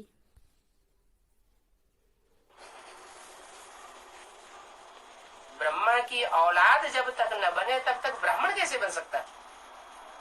బ్రాహ్మణుడుగా బ్రహ్మ యొక్క సంతానంగా అవ్వకుండా బ్రాహ్మణుడు అని ఎలా అనబడతారు? फॉलोअर वैष्णव, ఏ విధంగా విష్ణువు యొక్క ఫాలోవర్ వైష్ణవులు, ब्रह्मा के फॉलोअर ब्राह्मण, బ్రహ్మ యొక్క ఫాలోవర్ బ్రాహ్మణులు, शिव के फॉलोअर शैव, శివుడి యొక్క ఫాలోవర్స్ శైవులు. एक मात्रा बढ़ जाती है फॉलोअर में। ఒక ఒత్తు అనేది ఫాలోవర్లోని ఒక ఒత్తు అనేది పెరిగిపోతుంది बच्चे के अर्थ में పిల్లవాణి యొక్క అర్థంలోని. तो ब्रह्मा का जो फॉलोअर बनता है, ब्रह्मा का जो बच्चा बनता है, అయితే బ్రహ్మ యొక్క ఫాలోవర్గా ఎవరైతే అవుతారో, బ్రహ్మ యొక్క బచ్చాగా పిల్లవాడిగా ఎవరైతే అవుతారో वो ब्राह्मण कहा जाता है। వారిని బ్రాహ్మణ్ అనడం జరుగుతుంది. एक मात्रा बढ़ जाती है। ఒక ఒత్తు పెరిగిపోతుంది. पहला पहला ब्राह्मण बनता है, మొట్టమొదట బ్రాహ్మణుడిగా అవుతారు, वही फिर पहला पहला देवता बनता है, మళ్ళీ అతనే మొట్టమొదట దేవతగా అవుతారు. जो पहला देवता बनता है वही पहला क्षत्रिय बनता है, वही మొదట ఎవరైతే దేవతగా అవుతారో, బ్రాహ్మణుడిగా అవుతారో అతనే దేవతగా అవుతారు. ఎవరైతే దేవతగా అవుతారో వారే మొదట క్షత్రియుడిగా అవుతారు. पहला वैश्य बनता है, वही ఎవరైతే మొదట క్షత్రియుడిగా అవుతారో వారే మొదట వైశ్యుడిగా అవుతారు. पहला शूद्र बनता है, మరియు వారే మొదట శూద్రుడిగా కూడా అవుతారు. और वही फिर से ब्राह्मण बनता है। మళ్ళీ వారే మొదట బ్రాహ్మణుడిగా కూడా అవుతారు. इसलिए भक्ति मार्ग में बोल देते हैं, అందువల్లనే భక్తి మార్గంలో అనేస్తారు. हनुमान की जब पूजा करते हैं तो बोलते हैं चार युग प्रताप तुम्हारा है, प्रसिद्ध जगत उजियारा। హనుమంతుడి యొక్క పూజను ఎప్పుడైతే చేస్తారో అప్పుడు అంటారు 4 యుగాలలోని నీదే ప్రతాపం అనేది ఉంటుంది అని.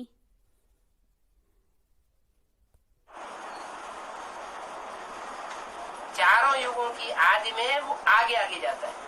4 యుగాల యొక్క ఆదిలోని వారు మొట్టమొదట వెళ్తారు. लेकिन माता को आगे रखना पड़े। కానీ మాతని ముందు పెట్టాల్సి వస్తుంది.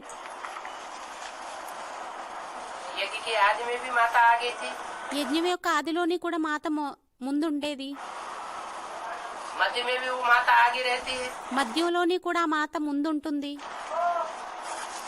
और अंत में भी మరియు అంతిమంలో కూడా उस माता का जो मर्तबा होगा संसार में, ఆ మాత యొక్క మర్తబా పలుకుబడి అనేది ఏదైతే ప్రపంచంలో ఉంటుందో जगत माता का జగత్ మాతది, वो मर्तबा ఆ आज के समय में పలుకుబడి ఈ రోజు సమయంలోని बड़ी बड़ी दीदी दादी दादाएं बैठे हुए हैं उनका भी नहीं। ఎవరైతే పెద్ద పెద్ద దీది దాది దాదాలు ఎవరైతే కూర్చొని ఉన్నారో వారిది కూడా అంత పలుకుబడి అనేది ఉండదు. जो मर्तबा जगत माता का होने वाला, ఏదైతే పలుకుబడి అనేది జగతమాతది అవ్వనున్నదో वो मर्तबा देना पड़े। ఆ పదవిని ఇవ్వాల్సి వస్తుంది. क्योंकि माताओं को ही सबसे ज्यादा नीचे गिराया गया है, माताओं को ही सबसे ज्यादा ऊंचा उठाना पड़े। ఎందుకంటే మాతల్నే అందరికంటే ఎక్కువగా కిందకి దిగజార్చారు మరియు అందరికంటే ఎక్కువ మాతల్నే ఎత్తాలి, ఉన్నతంగా చెయ్యాలి. उनकी रहबरी में पलना पड़े ब्राह्मणों को। వారి యొక్క పరిపాలనలోని బ్రాహ్మణులకి పరిపాలింపబడాలి. इसलिए बोला है माता అందువలనే అన్నారు మాతా तू है जग की भाग्य विधाता। నీవయ్యావు జగత్ యొక్క భాగ్య విధాతవి. भले భలే माताओं की पूजा होती है, మాతల యొక్క పూజ అవుతుంది. सीढ़ी में चित्र दिखाया गया है, మెట్ల వరుస చిత్రంలో చూపించడం జరిగింది. कि देवी की पूजा कलयुग में होती है, దేవీల యొక్క పూజ కలియుగంలో అవుతుంది. सिंगल देवी की पूजा। సింగల్ దేవీల యొక్క పూజ द्वापर युग से देव देवियों की पूजा नहीं होती। ద్వాపర యుగం నుండి దేవీలకి పూజ జరగదు. गणेश और हनुमान की पूजा भी कलयुग में होती है। గణేష్ మరియు హనుమంతుడి యొక్క పూజ కూడా కలియుగంలో అవుతుంది.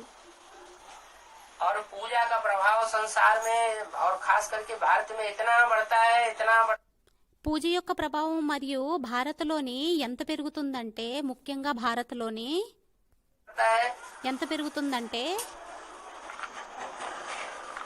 देवी पूजा का దేవీ పూజలది कि देवी के पीछे कोई देवता है वो भी बात भूल जाते हैं। ఏమనంటే దేవి వెనకాతల ఎవరో దేవత కూడా ఉన్నారనే విషయాన్ని కూడా మర్చిపోతారు. भक्त लोग तो पूरा ही भूल जाते हैं। భక్తులైతే పూర్తిగానే మర్చిపోతారు. नारा लगाते हैं जय माता दी, అరుస్తారు, నారాలని తీస్తారు, జై మాతాజీ అని. तो उनको बुद्धि में आता ही नहीं कोई इसके पीछे पिताजी भी है। వారి బుద్ధిలోకి రానే రాదు వీరి వెనక ఎవరో పిత కూడా ఉన్నారు, తండ్రి కూడా ఉన్నారని. अब बाप तो आकर के प्रवृत्ति मार्ग की स्थापना करते हैं। ఇప్పుడు తండ్రి అయితే వచ్చి ప్రవృత్తి మార్గాన్ని స్థాపన చేస్తారు. लेकिन वो प्रवृत्ति मार्ग भी तब स्थापन होना है కానీ ఆ ప్రవృత్తి మార్గం కూడా ఎప్పుడు స్థాపన అవ్వనున్నది అంటే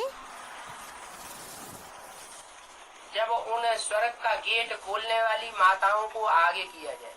ఎప్పుడైతే ఆ స్వర్గం యొక్క గేటుని తెరిచేటటువంటి మాతల్ని ముందుంచుతారు. मुरली में बोला है ब्रह्मा के द्वारा स्वर्ग के गेट खुलवाते हैं। మురళీలో అన్నారు, బ్రహ్మ ద్వారా స్వర్గం యొక్క గేట్లని తెరవబడుస్తారు, लेकिन తెరుస్తారు. ब्रह्मा के रूप में जिसने मुख्य पार्ट बजाया सहन शक्ति का, కానీ బ్రహ్మ రూపంలోని ముఖ్యమైన పాటని సహనశక్తి ఎవరైతే అభినయించారో वो तो शरीर छोड़ गया। అతనైతే శరీరాన్ని విడిచిపెట్టేశారు. फिर स्वर्ग का द्वार खोलने के निमित्त कौन सी माताएं बनेंगी? మరి స్వర్గం యొక్క గేటుని తెరిచేటటువంటి నిమిత్తం అనేది ఏ మాత అవుతుంది? जरूर తప్పకుండా ये रुद्रमाला రుద్రమాల और विजयमाला में మరియు जो भी मुख्य విజయమాలలోని माताएं हैं, ఎవరైతే ముఖ్యమైన మాతలు ఉంటారో వారు या माताओं के रूप में संसार में प्रत्यक्ष होती है। వారు ముఖ్యమైన మాతల రూపంలో ప్రపంచంలో ప్రత్యక్షమవుతారు और स्वर्ग का गेट खोलने के निमित्त बनती है। మరియు స్వర్గం యొక్క గేటును తెరవడానికి నిమిత్తంగా అవుతారు. वो स्वर्ग का ఆ స్వర్గం యొక్క नजारा तैयार होता है जमुना के कंठे पर दिल्ली में। దృశ్యం అనేది తయారవుతుంది ఢిల్లీలోని యమునా నది ఒడ్డున. इसलिए इशारा भी दिया है అందువల్లనే సంకేతాన్ని కూడా ఇచ్చారు. कि 3 पांडव भवन बनेंगे। 3 పాండవ భవనాలు తయారవుతాయి. एक स्वर्ग का नजारा दिखाने वाला, ఒకటి స్వర్గం యొక్క దృశ్యాన్ని చూపించేటటువంటిది यमुना के कंठे पर, యమునా నది ఒడ్డున. और एक మరియు మరొకటి तपस्या का नजारा दिखाने वाला తపస్సు యొక్క దృశ్యాన్ని చూపించేటటువంటిది माउंट आबू में। మౌంట్ ఆబూలోని శాంతిధామం. यमुना के कंठे पर सुखधाम, యమునా నది తీరను ఒడ్డున సుఖధామం, माउंट आबू में शांतिधाम, మౌంట్ ఆబూలోని శాంతిధామం. और विश्व को कंट्रोल करने वाला भी एक पांडव भवन होगा। మరియు విశ్వాన్ని కూడా కంట్రోల్ చేసేటటువంటి ఒక పాండవ భవనం అనేది ఉంటుంది. जिसकी यादगार దాని యొక్క స్మృతి చిహ్నం स्वामी नारायण मंदिर अहमदाबाद में दिखाया जाता స్వామి నారాయణుడి యొక్క మందిరాన్ని అహ్మదాబాద్ లో చూపించడం జరిగింది. है। 108 वर्ष 108 మంది వత్సలు सारे विश्व को कंट्रोल करते हैं। మొత్తం ప్రపంచాన్ని కంట్రోల్ చేస్తారు.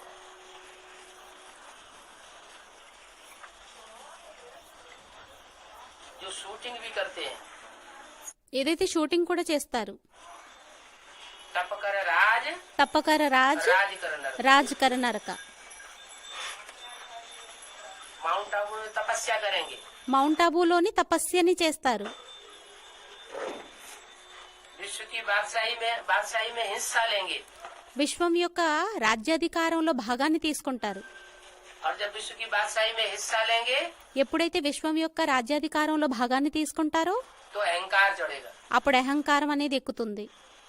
अहंकार चढ़ेगा तो फिर नीचे गिरेंगे। అహంకారం ఎప్పుడైతే ఎక్కుతుందో అప్పుడు మళ్ళీ కిందకి పడతారు.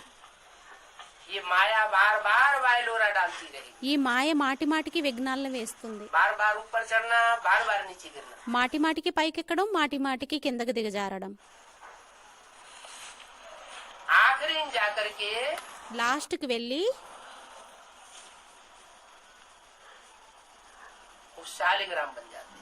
వారు శాలిగ్రామంగా తయారైపోతారు. शालिग्राम भी एक तरह का पत्थर होता है. శాలిగ్రామం కూడా ఒక విధమైన రాయి అవుతుంది. पहाड़ों से टकराते टकराते नदी में, పర్వతాల నుండి ఢీక్కొని నదుల్లోని सागर में जब पहुंचता है तब वो गोल गोल मड़के बनते हैं. సాగరంలో ఎప్పుడైతే చేరుకుంటుందో అప్పుడు గుండ్రం గుండ్రంగా శాలిగ్రామాలుగా తయారవుతాయి. अभी अंत में भी ऐसे ही होगा. ఇప్పుడు అంతిమంలో కూడా అలాగే అవుతుంది. जो रुद्रमाला के मड़के ఎవరైతే రుద్రమాల యొక్క మనులు जन्मांतर के राजाएं हैं, జన్మ జన్మాంతరాలు రాజులుగా ఉండేవారో उन राजाओं ने जितना अत्याचार किया है ఆ రాజులు ఎంతైతే అత్యాచారాలని చేశారో द्वापर कलयुग में, ద్వాపర కలియుగాలలోని उतना अत्याचार అంత అత్యాచారాలని साधारण पब्लिक ने नहीं किया. సాధారణ పబ్లిక్ ఎవరైతే ఉంటారో వారు చేయలేదు. अनेक जन्मों का पाप का बोझ है. అనేక జన్మల యొక్క పాపాల యొక్క బరువు అనేది ఉంది. उसके लिए गहरी तपस्या चाहिए దానికోసం లోతైన తపస్య కావాలి. और वो तपस्या का बल మరియు ఆ తపస్య యొక్క బలం अभी जो पुरुषार्थ चल रहा है वर्तमान में, ఇప్పుడు ఏదైతే వర్తమాన సమయంలో పురుషార్థం నడుస్తుందో अपने अपने घर में बैठ करके गीता पाठशालाएं चल रही हैं, कोई जा తమ తమ ఇంట్లో కూర్చొని ఏవైతే గీతా పాఠశాలలు నడుస్తున్నాయో रही है, कोई नहीं जा रहे हैं, కొంతమంది వెళ్తున్నారు, కొంతమంది వెళ్ళడం లేదు. कोई घर में ही बैठ करके मुरली पढ़ना सुनना शुरू कर देते हैं. కొంతమంది ఇంట్లోనే కూర్చొని మురళి వినడం చేసేస్తూ ఉంటారు. उससे वो वायुमंडल बनने वाला नहीं है. దాని ద్వారా ఆ వాయుమండలం తయారయ్యేది కాదు. जो संगठन की शक्ति आने चाहिए वो नहीं आएगी. ఏదైతే సంఘటన యొక్క శక్తి రావాలో అది రాదు. शास्त्रों में जो लिखा है संघौ शक्ति कलौ युगे, శాస్త్రాలలో ఏదైతే వ్రాయబడిందో సంఘౌ శక్తి కలియుగే. कलयुग में संगठन की शक्ति कार्य करती है. కలియుగంలోని సంఘటన యొక్క శక్తి కార్యాన్ని చేస్తుంది.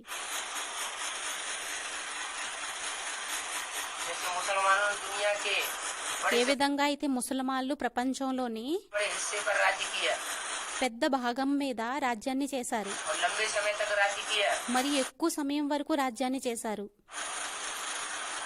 तो उसका कारण मुख्य यही रहा దాని కారణం ముఖ్యంగా ఏమయ్యిందంటే कि उन मुसलमानों की बुद्धि एकाग्र बन गई एक स्थान पर काबा में. ఆ ముసల్మాన్ల యొక్క బుద్ధి అనేది ఏకాగ్రంగా అయి ఉంది ఒకే స్థానంలోని కాబాలోని, मक्का मदीना. మక్కా మదీనాలోని. दुनिया के किसी भी क्षेत्र में मुसलमान रहते होंगे, ప్రపంచంలో ఏ క్షేత్రంలో ముసల్మాన్లు ఉన్నా కూడా जब इबादत करने जाते हैं मस्जिद में ఎప్పుడైతే ప్రార్థన చేయడానికి మస్జిద్లోకి వెళ్తారో तो उनकी बुद्धि रखी होती है काबा में. వారి యొక్క బుద్ధి అప్పుడు పెట్టబడి ఉంటుంది కాబాలోని. उनका लक्ष्य होता है कि हमें जिंदगी में एक बार हज करनी है, వారి యొక్క లక్ష్యం అనేది ఉంటుంది, జీవితంలోని ఒక్కసారి మాకు హజ్ని చెయ్యాలి, और काबा में जाकर के हमारी आखिरी होती है. మరియు కాబాలోకి వెళ్ళి మా యొక్క లాస్ట్ ప్రార్థన అనేది పూర్తవుతుంది. तो इतना बड़ा हुजूम मुसलमानों का और सबकी बुद्धि एक स्थान पर एकाग्र है.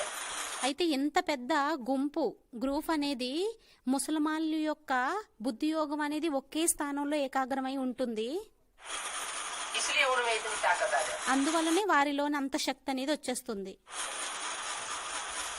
तो हम ब्राह्मणों में भी ताकत तब ही इकट्ठी होगी అయితే మన బ్రాహ్మణంలోని కూడా శక్తి అనేది ఎప్పుడు ఏకత్రితం అవుతుందంటే जब हम सब इकट्ठे होकर के दुनियादारी से मोह ममता त्याग करके ఎప్పుడైతే మనం అందరం ఒక్కటిగా అయ్యి ప్రపంచం నుండి మోహం మాయా నుండి వేరయ్యి तन धन धाम स्वर्ग परिवार తనువు ధనము ధాము స్వర్గ పరివారం మొత్తం అంతా కూడా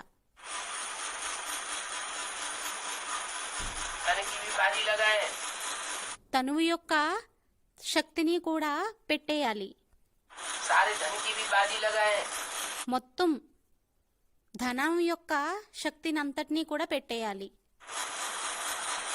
పందెంలో పెట్టేయాలి. जो सहृद बंधु हैं, ఎవరైతే పరివారం బంధువులు ఉంటారో, परिवारजन है, पत्नी, పరివార జనం ఉంటారో, बीवी बाल बच्चे हैं, భార్య పిల్లలు ఉంటారో, उन सब की बाजी लगा करके వారిని అందరినీ కూడా పందెంలో పెట్టేసి, सबसे मोह त्याग करके అందరి మీద నుండి మోహాన్ని త్యాగం చేసి और ईश्वरीय सेवा में जुट जाए।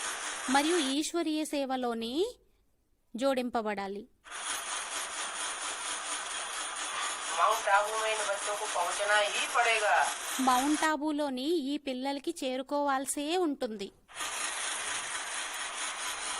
अभी से जो समेटेंगे, ఎవరైతే ఇప్పటి నుంచి సమకూర్చుకుంటారో అంతా, बोरिया बिस्तर,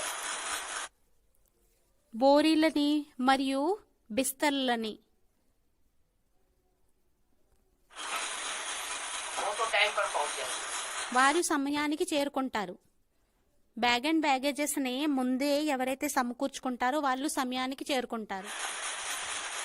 और अभी जिनका उद्योग जो है बाहर की दुनिया में भटका हुआ है, మరియు ఎవరిదైతే బుద్ధియోగం అనేది బయట ప్రపంచంలోని తిరుగుతూ ఉంటుందో, ఇప్పుడు जैसे मुरली में बोला है, ఏ విధంగా అయితే మురళీలోని అన్నారు, धन कमाने में जिनकी बुद्धि लगी हुई है, ధనాన్ని సంపాదించడంలో ఎవరి బుద్ధి అయితే పెట్టబడి ఉంటుందో उनकी किस्मत फूटी हुई समझो। వారి యొక్క అదృష్టం భాగ్యం అనేది పాడైపోయింది అనుకోండి.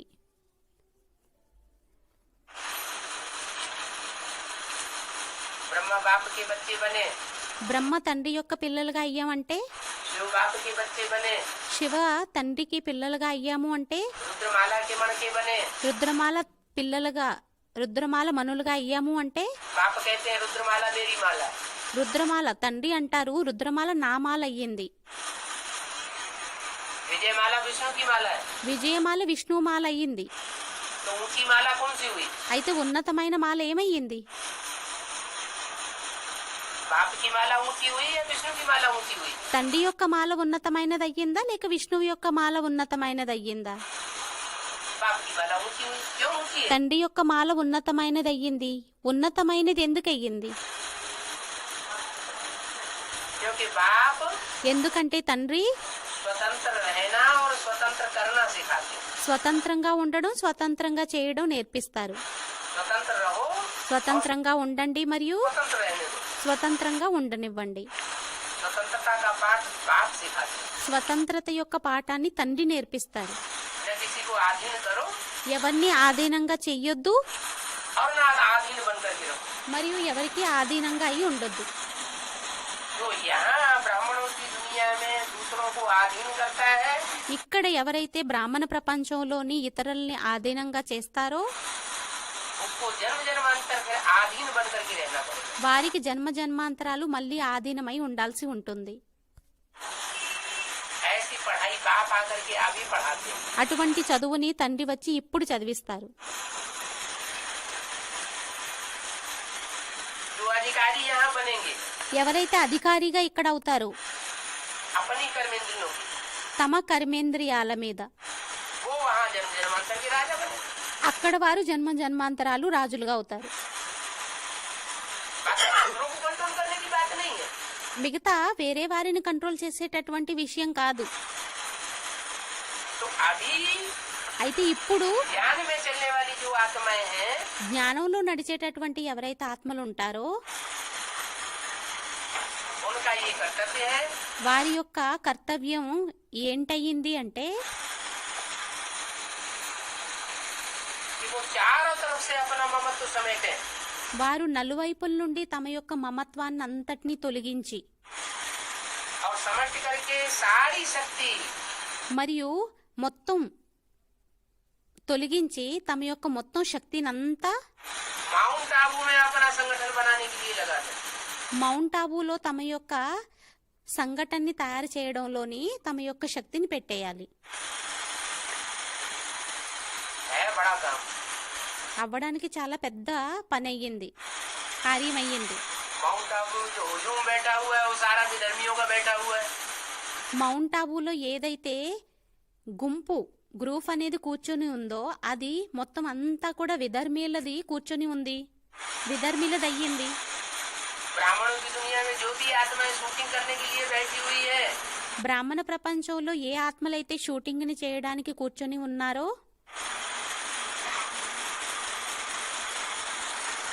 उनका विदेशी हिस्सा जितना भी है, ఆ విదేశీయుల యొక్క భాగం అనేది ఎంతైతే ఉంటుందో, विदेशी धर्मों से संबंधित విదేశీయుల ధర్మాలకి సంబంధించినది, धर्म खंडों से संबंधित, విదేశీ ధర్మఖండాలకి సంబంధించినది, वो सब आधार मूर्त में माउंट आबू में इकट्ठे हुए पड़े। ఆ మొత్తం ఆధారమూర్తులు అందరూ కూడా మౌంట్ ఆబూలో కూర్చొని ఉన్నారు. बड़ा हुजूम है। చాలా పెద్ద గ్రూప్ అయ్యింది. लेकिन अव्यक्त वाणी में बाप दादा ने इशारा दिया हुआ है, కానీ అవ్యక్తవాణిలోని బాబ్దాదా సంకేతాన్ని ఇషారానిచ్చారు.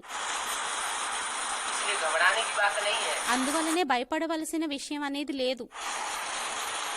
बाबा ने बोला है, బాబా అన్నారు, मधुवन वालों को मधुवन छोड़ना पड़ेगा, మధువనం వారికి మధువనాన్ని విడిచిపెట్టాల్సి వస్తుంది, ज्ञान सरोवर वालों को ज्ञान सरोवर छोड़ना पड़ेगा। జ్ఞాన సరోవరం వారికి జ్ఞాన సరోవరాన్ని విడిచిపెట్టాల్సి వస్తుంది, ताला भी नहीं लगाने देंगे। తాళాన్ని కూడా వెయ్యనివ్వరు. इतनी इमरजेंसी आ जाएगी, అంత ఎమర్జెన్సీ వచ్చేస్తుంది, छोड़ना पड़ेगा। విడిచిపెట్టాల్సి వస్తుంది. और गीता पाठशाला वालों को गीता पाठशाला छोड़नी पड़ेगी। మరియు గీతా పాఠశాల వారికి గీతా పాఠశాలని విడిచిపెట్టాల్సి వస్తుంది. तो अब सोचा जाए మరి ఇప్పుడు ఆలోచించినట్లయితే कि वास्तविक अर्थों में जिन्हें गीता पाठशाला कहा जाता है, వాస్తవిక అర్థంలోని దేనినైతే గీతా పాఠశాల అని అనడం జరుగుతుందో वो गीता पाठशाला बेसिक नॉलेज में है या एडवांस में है। ఆ గీతా పాఠశాలలు బేసిక్ నాలెడ్జ్ లో ఉన్నాయా లేక అడ్వాన్స్ పార్టీలోనున్నాయా? गीता पाठशाला గీతా పాఠశాల माने की पाठशाला, గీతా పాఠశాల అనగా యుగల్స్ యొక్క గీతా పాఠశాల. तो ब्राह्मणों की दुनिया में आश्रम बने हुए हैं बेसिक में, బ్రాహ్మణ ప్రపంచంలో ఏవైతే ఆశ్రమాలు అనేవి తయారై ఉన్నాయో బేసిక్ నాలెడ్జ్ లోని वो तो संन्यास आश्रम, అవైతే సన్యాసాశ్రమాలు అయ్యాయి. उनमें प्रवृत्ति मार्ग नहीं चलता है। వాటిలోని ప్రవృత్తి మార్గం నడవదు. जो भी आश्रम चलाने वाले हैं ఎవరైతే ఆశ్రమాలను నడిపించేటటువంటి వారు ఉన్నారో वो सब निवृत्ति मार्ग वाली बहन है। వారందరూ కూడా నివృత్తి మార్గం యొక్క బెహన్లయ్యారు, సోదరీలయ్యారు మరియు మాతలయ్యారు, అక్కయ్యలు మాతలయ్యారు. बोला है అందువలనే మురళీలో అన్నారు, संन्यास आश्रम के सामने ही जाकर के सेंटर खोल दो। ఈ సన్యాసి ఆశ్రమానికి ఎదురుగానే వెళ్లి సెంటర్ని తెరిచేయండి, गीता पाठशाला खोल दो। గీతా పాఠశాలని తెరవండి. संन्यास आश्रम के सामने तुम जब गीता पाठशाला खोलेंगे సన్యాసి ధర్మం యొక్క సన్యాస ధర్మం యొక్క ఆశ్రమానికి ఎదురుగా మీరు సెంటర్ని తెరిచేసినట్లయితే तो बहुत मजा आएगा। అప్పుడు చాలా ఎక్కువగా మజా అనేది వస్తుంది. क्या मजा आएगा? ఏం మజా వస్తుంది? सामने ही दरवाजा है ఎదురుగానే ద్వారం ఉంది, संन्यास आश्रम का, సన్యాసాశ్రమానిది. सामने ही दरवाजा है ఎదురుగానే मार्ग की गीता पाठशाला का। ద్వారం అనేది ఉంది, ప్రవృత్తి మార్గం యొక్క గీతా పాఠశాలది. तो एक तरफ सच्चाई दिखाई देगी, అయితే ఒకవైపు సత్యత అనేది కనిపిస్తుంది, दूसरी तरफ झूठापन दिखाई देगा। మరియు రెండో వైపు అసత్యత అనేది కనిపిస్తుంది. संन्यास आश्रम जो है वो झूठा आश्रम, సన్యాసాశ్రమం ఏదైతే ఉంటుందో అది అసత్యపు ఆశ్రమం అయ్యింది. संसार का कल्याण करने वाला रास्ता नहीं है। ప్రపంచం యొక్క కళ్యాణం చేసేటటువంటి మార్గం కాదు. भगवान का सिखाया हुआ जो प्रवृत्ति मार्ग है భగవంతుడు నేర్పించినటువంటి ప్రవృత్తి మార్గం ఏదైతే ఉంటుందో अच्छा रास्ता है। అది సత్యమైన మార్గం అయ్యింది. सृष्टि को चलाने का श्रेष्ठ సృష్టిని నడిపించేటటువంటి శ్రేష్టమైన मई और शांतिमयी रास्ता बताने वाला रास्ता है। సుఖమై మరియు శాంతిమై మార్గాన్ని చెప్పేటటువంటి మార్గం అయ్యింది. तो सत्य और झूठे में అయితే సత్యంలోని మరియు అసత్యంలోని रिवोल्यूशन जल्दी होगा రివ్యులేషన్ అనేది త్వరగా అవుతుంది और प्रत्यक्षता हो जाएगी। మరియు ప్రత్యక్షత అయిపోతుంది. क्या प्रत्यक्षता होगी? ఏం ప్రత్యక్షత అవుతుంది? जो एक जगह ऐसे हुए हैं రెండు ఒక చోట అలా అయ్యాయి. वाकई कि जहाँ जहाँ एडवांस वालों ने जाकर के बेसिक के सामने गीता पाठशाला खोली, ఎక్కడెక్కడికైతే బేసిక్ వాళ్ళ యొక్క ఎదురు సెంటర్కి ఎదురుగా ఆశ్రమానికి ఎదురుగా అడ్వాన్స్ వాళ్ళు సెంటర్ని తెరిచారు यह सेंटर खोला లేక సెంటర్ని తెరిచారు तो 1-2 साल के अंदर ही वो अपना सेंटर उठा करके दूर चले गए। 1-2 సంవత్సరాల్లోనే వారు తమ సెంటర్ని తీసేసి వేరే చోటకి వెళ్ళిపోయారు. पहले तो लड़ाई लड़ने की कोशिश की, మొదట కొట్లాడడానికి ప్రయత్నాన్ని చేశారు, हाथापाई करने की कोशिश की, కొట్టడానికి ప్రయత్నాన్ని చేశారు. उससे कुछ बनता बिगड़ता दिखाई नहीं पड़ा ఎప్పుడైతే దాని ద్వారా ఏది అవ్వడం అనేది కనిపించలేకపోయిందో तो फिर छोड़ी चले गए। అప్పుడు మళ్ళీ విడిచిపెట్టేసి వెళ్ళిపోయారు. तो लोगों को ये निश्चय हो जाता है, विश्वास हो जाता है అయితే జనానికి ఈ నమ్మకం అనేది అయిపోతుంది, విశ్వాసం అనేది అయిపోతుందో कि सच्चा अडिग होता है ఏమనంటే సత్యం అనేది స్థిరంగా ఉంటుంది और झूठा మరియు అసత్యం बिक जाने वाला। తొలగిపోయేదవుతుంది. ये हिस्ट्री की बातें हैं। ఇది హిస్టరీ యొక్క విషయాలు అయ్యాయి. भारतवर्ष अडिग रहता है, భారతదేశం స్థిరంగా ఉంటుంది. भारतखंड ही अडिग क्यों रहता है? భారతదేశమే ఎందుకు స్థిరంగా ఉంటుంది? दूसरे धर्मखंड क्यों डिग जाते हैं? వేరే ధర్మఖండాలు ఎందుకని పోతాయి? क्यों समुद्र के अंतराल में चले जाते हैं? ఎందుకని సముద్రం యొక్క అంతరాళంలోకి వెళ్ళిపోతాయి? क्या कारण है? కారణం ఏమయ్యింది? है? कारण तो होगा, కారణం ఏదో ఉంటుంది కదా. यही कारण है। ఇదే కారణం అయ్యింది. यहाँ सच्चाई वर्ण करती है ఇక్కడ సత్యత అనేది వర్ణం చేస్తుంది भारत में, భారత్లోని. और विदेशी మరియు విదేశీ का रास्ता अपना। అసత్యం యొక్క మార్గాన్ని అవలంబిస్తారు. सीढ़ी के चित्र में भी क्लियर कर दिया है, झाड़ के चित्र में भी क्लियर कर दिया है మెట్ల వరుస చిత్రంలోని కూడా క్లియర్ చేసేశారు మరియు కల్పవృక్ష చిత్రంలోని కూడా క్లియర్ చేసేయటం జరిగింది. कि काम क्रोध लोभ मोह अहंकार కామ క్రోధ లోభ మోహ అహంకారం के जो रूप है वो कहाँ से आते हैं? వాటి యొక్క రూపాలు ఎక్కడి నుండి వస్తాయి? ये विदेश से आते हैं। ఇవి విదేశం నుండి వస్తాయి. कामी इस्लामी आते हैं, కామి ఇస్లామీ వస్తారు, क्रोधी क्रिश्चियंस आते हैं, క్రోధి క్రిస్టియన్స్ వస్తారు. जो एटम बम बनाने के निमित्त बने हुए हैं। ఎవరైతే ఆటం బాంబుని తయారు చేయడానికి నిమిత్తంగా అయ్యారో, लोभी मुस्लिम आते हैं, లోబీ ముస్లిమ్స్ వస్తారు. जो भारत को लूट लूट करके ले जाते हैं। ఎవరైతే భారత్ని దోచుకొని వెళ్ళిపోతారో, मोही महर्षि दयानंद के जो फॉलोअर्स बने कांग्रेसी, మోహి మహర్షి దయానంద సరస్వతి ఫాలోవర్స్ గా ఎవరైతే అవుతారో, దయానంద సరస్వతి ఆర్య సమాజీ, जिन्हें प्रजा का मोह है, మోహి ఎవరికైతే ప్రజల మీద మోహం ఉంటుందో, और अहंकारी रशियंस, మరియు అహంకారి రష్యన్స్. कोई कहे ठीक है, ఎవరైనా ఒకవేళ అన్నట్లయితే సరే, कामी क्रोधी కామి క్రోధి लोभी और अहंकारी रशियन ये तो विदेशी हो गए। కామి క్రోధి మరియు అహంకారి రష్యన్స్ వీరైతే విదేశీయులు అయిపోయారు. ये मोही महर्षि दयानंद के फॉलोअर्स जो है ఈ మోహి మహర్షి దయానంది సరస్వతి ఫాలోవర్స్ ఎవరైతే ఉంటారో उनको विदेशी कैसे साबित कर दिया? వారిని విదేశీయులుగా ఎలా రుజువు చేసేశారు? ये इसलिए विदेशी साबित होते हैं వీరు ఎందువలన విదేశీయులుగా రుజువవుతారంటే, कि विदेशों से प्रभावित होकर के आए हैं। వీరు విదేశీయులకి ప్రభావితమై వచ్చారు. ये आर्य समाज ही ऐसा धर्म है, ఈ ఆర్య సమాజ ధర్మమే ఎటువంటిదంటే, कोई धर्म को వారు ఏ ధర్మానికి నిజానికి మాన్యత అనేది ఇవ్వరు. ये कांग्रेसी जो है ఈ కాంగ్రెసీలు ఎవరైతే ఉంటారో धर्म को नहीं मानते हैं, धर्म వారు ఏ ధర్మాన్ని ఒప్పుకోరు, निरपेक्ष राज्य की प्रशंसा करते हैं. ధర్మ నిరపేక్ష రాజ్యం యొక్క ప్రశంసని చేస్తారు. हमें किसी धर्म की जरूरत नहीं है, हमें सिर्फ वोट चाहिए. किसी भी धर्म మాకు ఏ ధర్మంతోని పని లేదు, మాకు కేవలం ఓటు కావాలి. को फॉलो करो. ఏ ధర్మాన్నైనా ఫాలో చేసుకోండి. बाबा कहते हैं रिलीजन इज माइट. బాబా అంటారు రిలీజన్ ఈజ్ ద మైట్. क्या ఏంటి? धर्म में ताकत होती है. ధర్మంలో శక్తి अगर ఉంటుంది. धर्म को ఒకవేళ एक किनारे ధర్మాన్ని रख दिया, ఒక ఒడ్డును పెట్టేసినట్లయితే तो राज्य में कोई ताकत नहीं होती.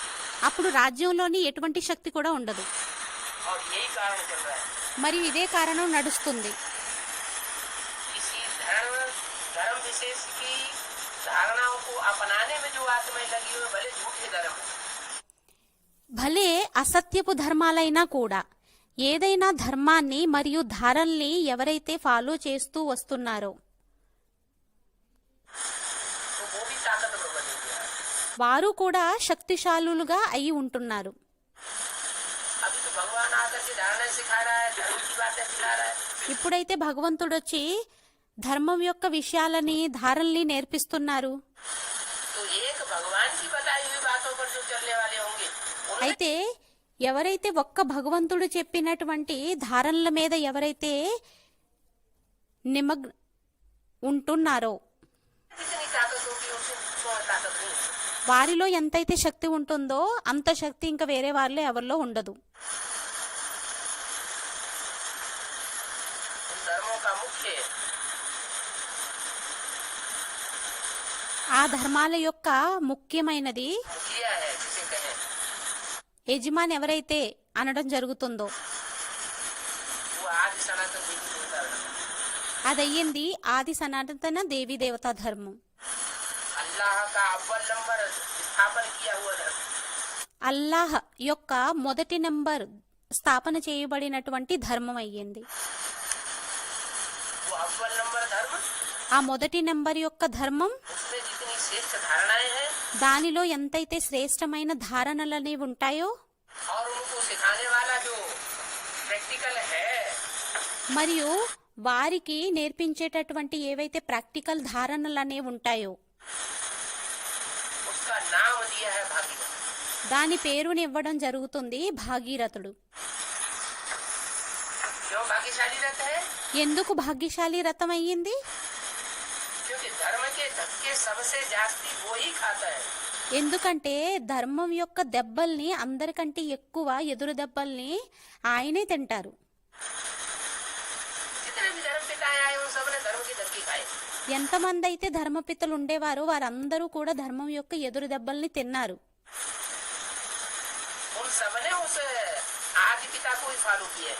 వారందరూ ఆ ఆదిపితనే ఫాలో చేశారు. धर्म स्थापना के लिए ధర్మ స్థాపనలోని के खाना कोई नीच बात नहीं. ఎదురు దెబ్బల్ని తినడం ఏమీ నీచమైన విషయం కాదు. ये बहुत श्रेष्ठ बात है. ఇది చాలా శ్రేష్టమైన విషయం అయ్యింది. इस समय जो आत्माएं ఈ సమయంలో ఏ ఆత్మలైతే माँ बाप की सिखाई हुई धारणाएं संसार में फैलाने के लिए పరమాత్ముడు నేర్పించినటువంటి ధారణల్ని ప్రపంచంలోని వ్యాపించడం కోసం जितने धक्के खाएंगे ఎన్ని ఎదురు దెబ్బల్ని తింటాయో उतना ऊंचा पद उनका बनेगा जब जन्म. అంత జన్మ జన్మాంతరాలు వారి యొక్క పదవి అనేది ఉన్నతంగా తయారవుతుంది. अभी कर लिया एक ఇప్పుడు जन्म, చేసేసినట్లయితే ఒక్క జన్మలోనే एक जन्म बैठ करके అనేక జన్మలు కూర్చొని తింటారు. इतना ऊंचा भागी बनता है. ఎంత ఉన్నతమైన భాగ్యం అనేది తయారవుతుంది. तो नंबरवार भागीरथ तैयार हो रहे हैं. అయితే నెంబర్ వారు భాగీరథులు తయారవుతున్నారు. ये रुद्रमाला के जितने भी मणके हैं 108 రుద్రమాల యొక్క ఎంతమంది అయితే 108 మంది భాగ్యశాలీలు ఉంటారో सारे भाग्यशाली हैं. అందరూ భాగ్యశాలీలయ్యారు. మనులుంటారో వారందరూ భాగ్యశాలీలయ్యారు. इनसे ऐसा होता नहीं।